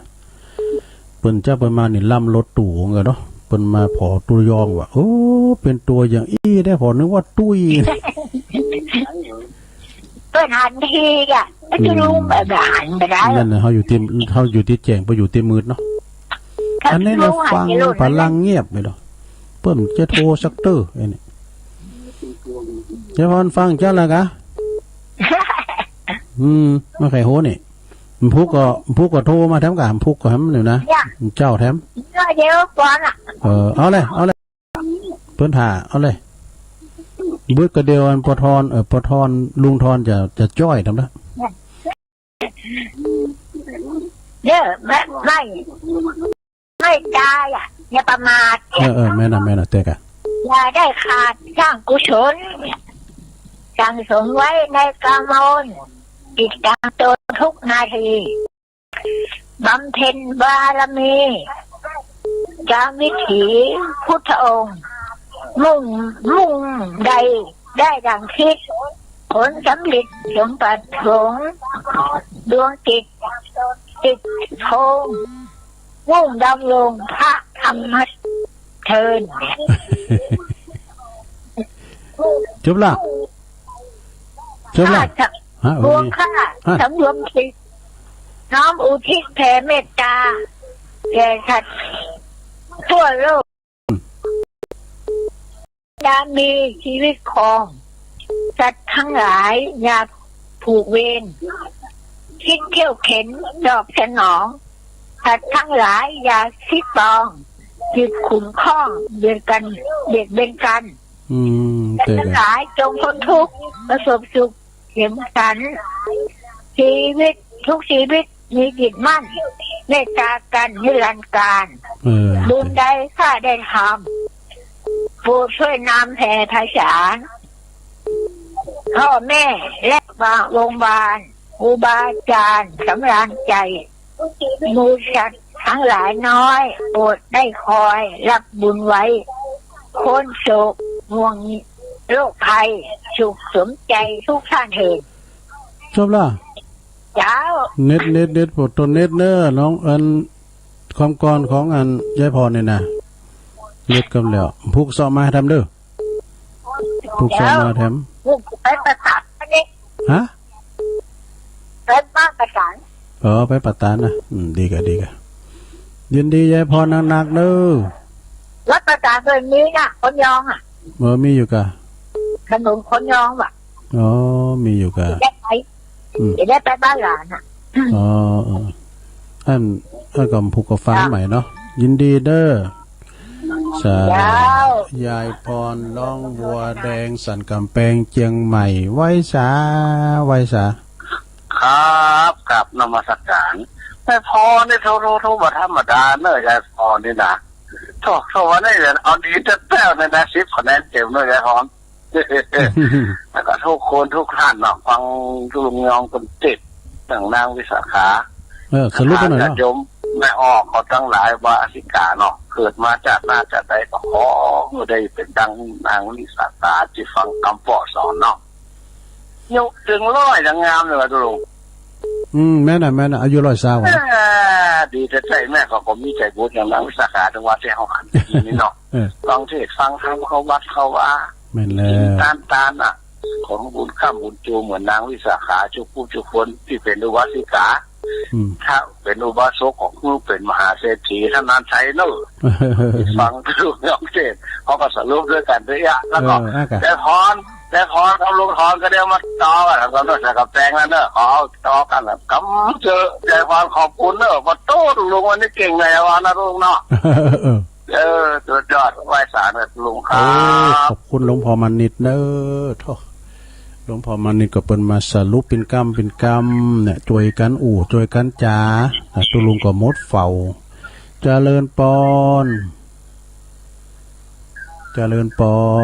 ติดแล้วเบื่อในจะได้เมาเนอะกันพระอาจารย์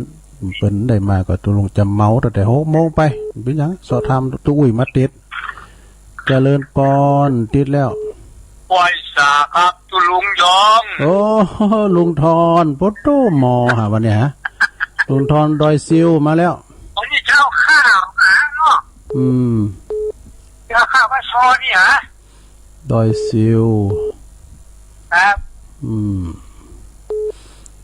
ว่าเลยอะไรเด้อ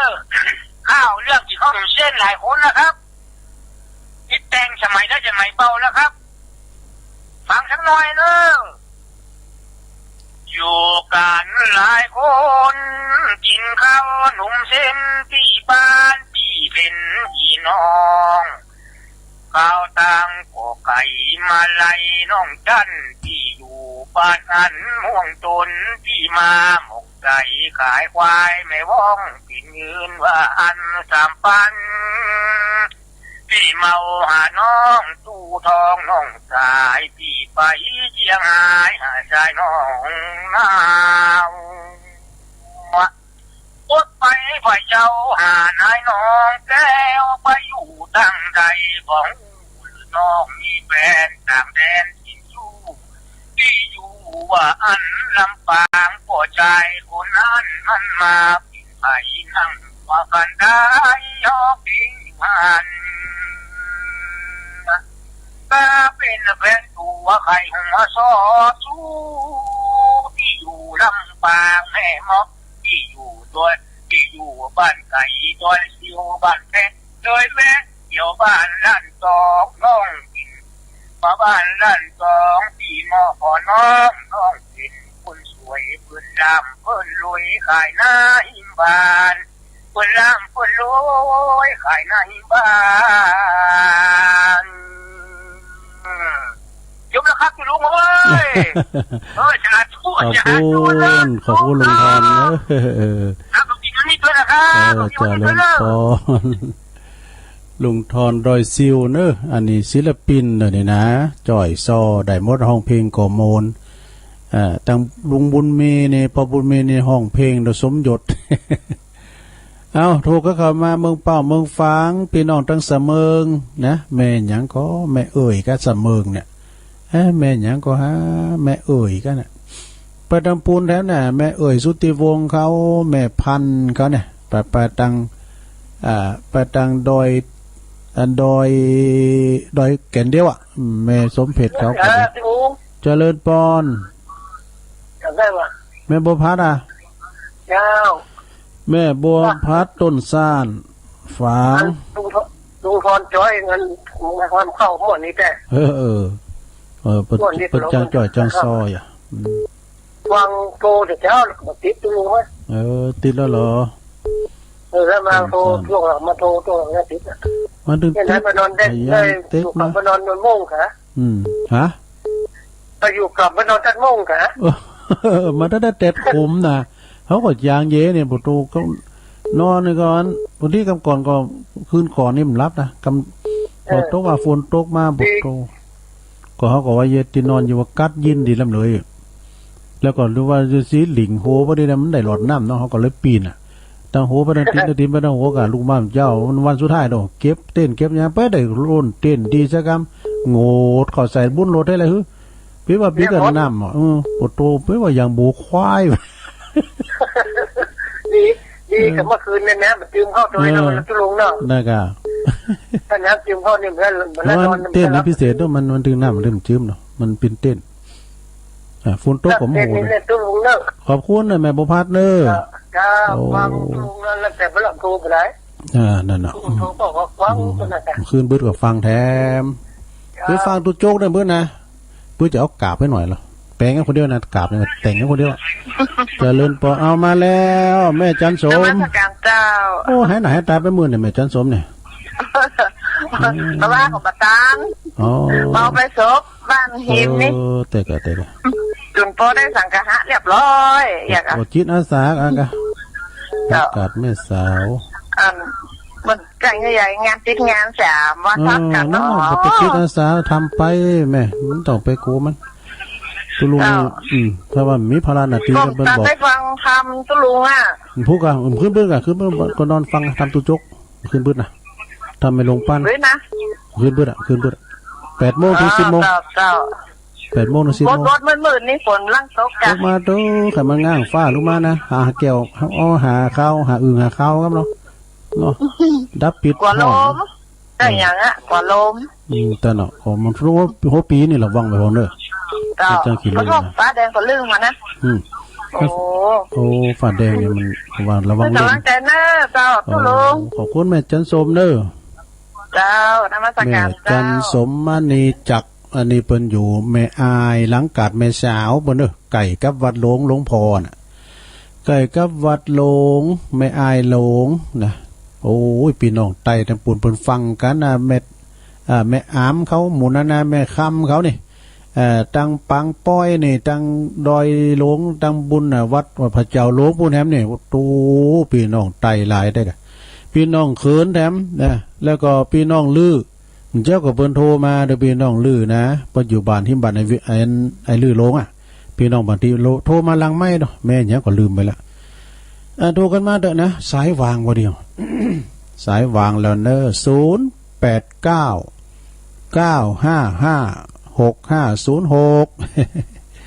ฟังพอได้แก่งอมแก่เงานะเช็คคืนเช็คสายด้วยนะลงเนาะกำลังได้15 เบอร์โอ้สายวางแล้วมีไปโทรมาดูขอบคุณแม่ลงสายฝุ่นเนอร์น้องผักขาวโทรมาเป็นสายแหลกดูเอื่นไปได้หน้าคำเขาฟังนับคำหน้าทินหน้าพันเขาไอ้หงย่นเขาหมดเนี่ยเนาะโปรเล็กนาลงเจริญปอนติดแล้วเหรอติดแล้วฮัลโหลอูเลยอูเลยได้ยินแล้วจะได้โอกาสนะติดแล้วเนอะติดแล้วกว่าจะติดก็ยากนะติดอยู่นะยังเจ็บวางหัวโดนเอาเลยปากเลยนากาอยู่ไหนลุงได้ยินแล้วแม่อยู่ไหนอันนี้แม่ทองไม่สูงปางเนอะโอ้แม่ทองแม่ทองเนาะ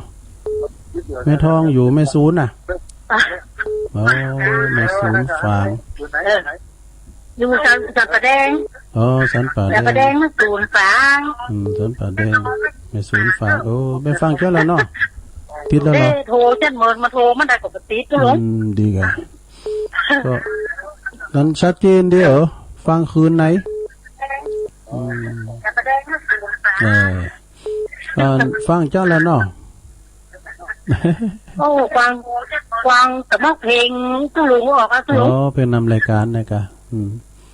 ขึ้น ชัด ขึ้น เจนขนาด อ๋ นั้น อชัดเจนนะ อันนั่นบอกสวานะ อ๋ คะ อน่ะบอกสวาน่ะมันขึ้นเบิดก็ฟังทำเด้อ โอ้ฟังแต่เมื่อวันเพลงตุลุงเปิดเพลงว่า อ๋อดีกะมันขึ้นเบิดก็ฟังทำเด้อ เพลงทำรายการตุลุงอ่ะ เจ้าก็มีอยู่นะยินดีอ่ะเด้อขอบคุณหลายๆปุ๊กก็ฟัง ฟังหำนอ เขา ทุกโจ๊กเนาะ ทุกโจกสาธุเนอแม่เนอแม่ทองบานแม่ศูนย์ฟางบานป่าแดง นมัสการ สาธุ บานป่าแดงอ้าวโทรเข้ามาแถมแม่ปานี่เขารอฟังกันปนหน่อยบุญปันเขาเนี่ยแม่จงดีนี่เพิ่นเขียนไล่มาดอกเจริญปอนแจงโหลินแม่จันสีแม่จันสีก็โทรมาเหมือนกันเนาะ ไปเข้ากรรมอ่ะไปนอนหลุมศพเป็นหมูน่ะเป็น ก็ทานะบอกเขาจะลองภูมิกันจ้าโน่นนี่ อัน อันนี้เลือกที่ดีๆเนอะ นั่นกะปดทุบของเขาว่าอยู่เอาอยู่สุดท้ายว่าอยู่ไฟแดงบ่นี่ ก่อนเนี่ยเป็นตัวหมายเพิ่นมาเข้ากรรมไหมกะเพราะว่ามีหันวันเนี่ยเพิ่นวันที่4ปิ้งเนี่ยเนี่ยเพิ่นปิกวัดกันไปหลายเฮาอยู่กันกี่ตุนน่ะอยู่กันกี่ตุนกับบุตรไอ้ขี้เราก็ดูแล้วถ้าเดินเขาปิกอ่ะ ไอ้เวิงก็นะไอ้เวิงก็เดินก็อยู่ที่หมอน้ำยาน่ะยินดีเนอะ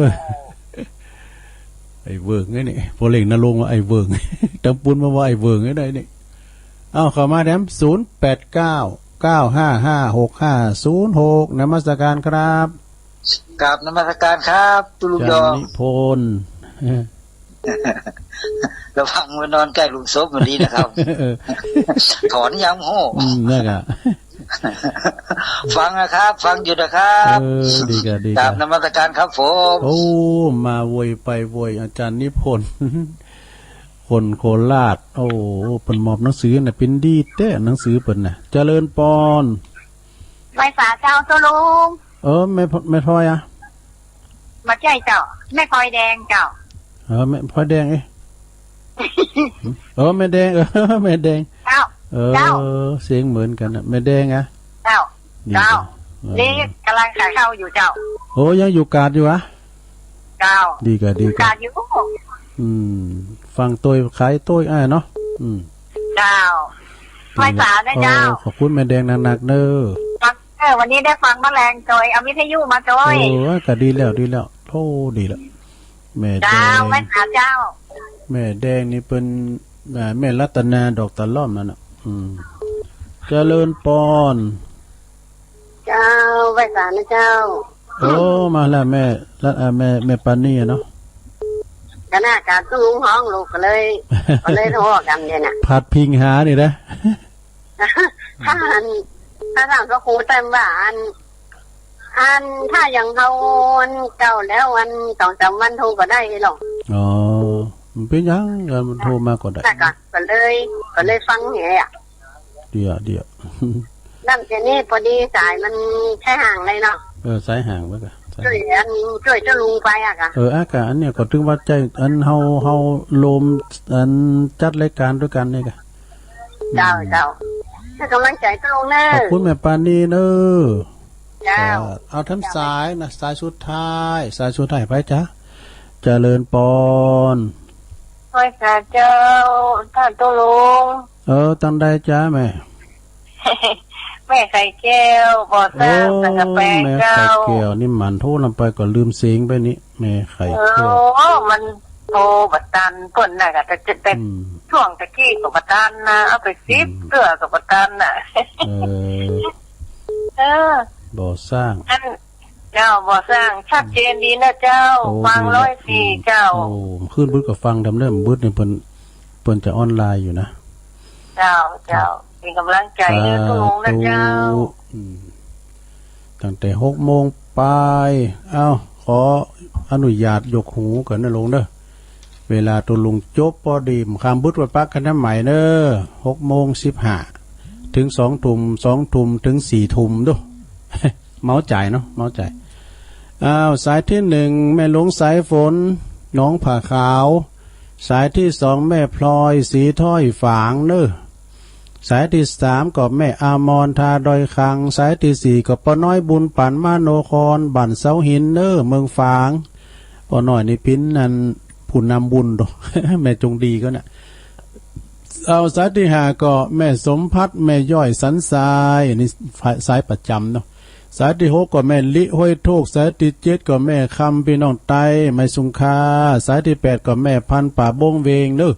สายที่9ก็แม่ก้อยนะแม่ก้อยป่ากล้วยสุพรรณนี่สายที่10ก็แม่บัวเขียวบ้านแม่ห้อยเงินเนี่ยอันนี้ช่วงแรกนะช่วงที่2ก็สายที่11ยายพรล่องวัวแดงสันกำแพงเจียงใหม่ปักล่ำกำเลยก็สุมายายพรเนี่ยตัวลุงก็เอาปิ้นตัวเขี้ยวแต่สุมายายพรแต่วาลินวาโฮมนั่นยายพรเนอะปล่อยถึงปีใหม่กันตัวลุงอย่าไปสุมาคำบาน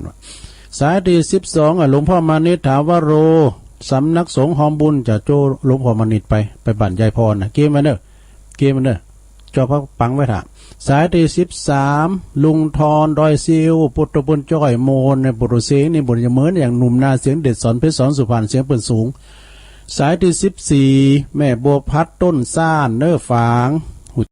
แม่บัวพัดเนอะสายที่15ก็แม่จันสมเนี่ยหลังกาดแม่สาวในจิตอาสาอสมด้วยนะสายที่16ก็แม่ทองบานแม่ศูนย์ป่าแม่ศูนย์ฝางเนอะสันป่าแดงนะสายที่17ก็แม่จันสีแจงโหรินนะสายที่18ก็อาจารย์นิพนธ์คนโคราชนี่ก็วัดพระธาตุดอยสะเก็ดขอกราบขอบคุณเนอะอาจารย์โทรมา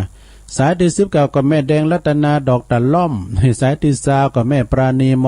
แม่เมาเพิ่นโทรพ้องกับตุลุงไอ้ดอกก็เป็นยังสายที่21ก็แม่ไข่แก้วบ่อสร้างได้21สายนะโยมเนอะเอาไผมันเต้ามันเต้นผู้ก็โทรมาแถมตึงมาอยู่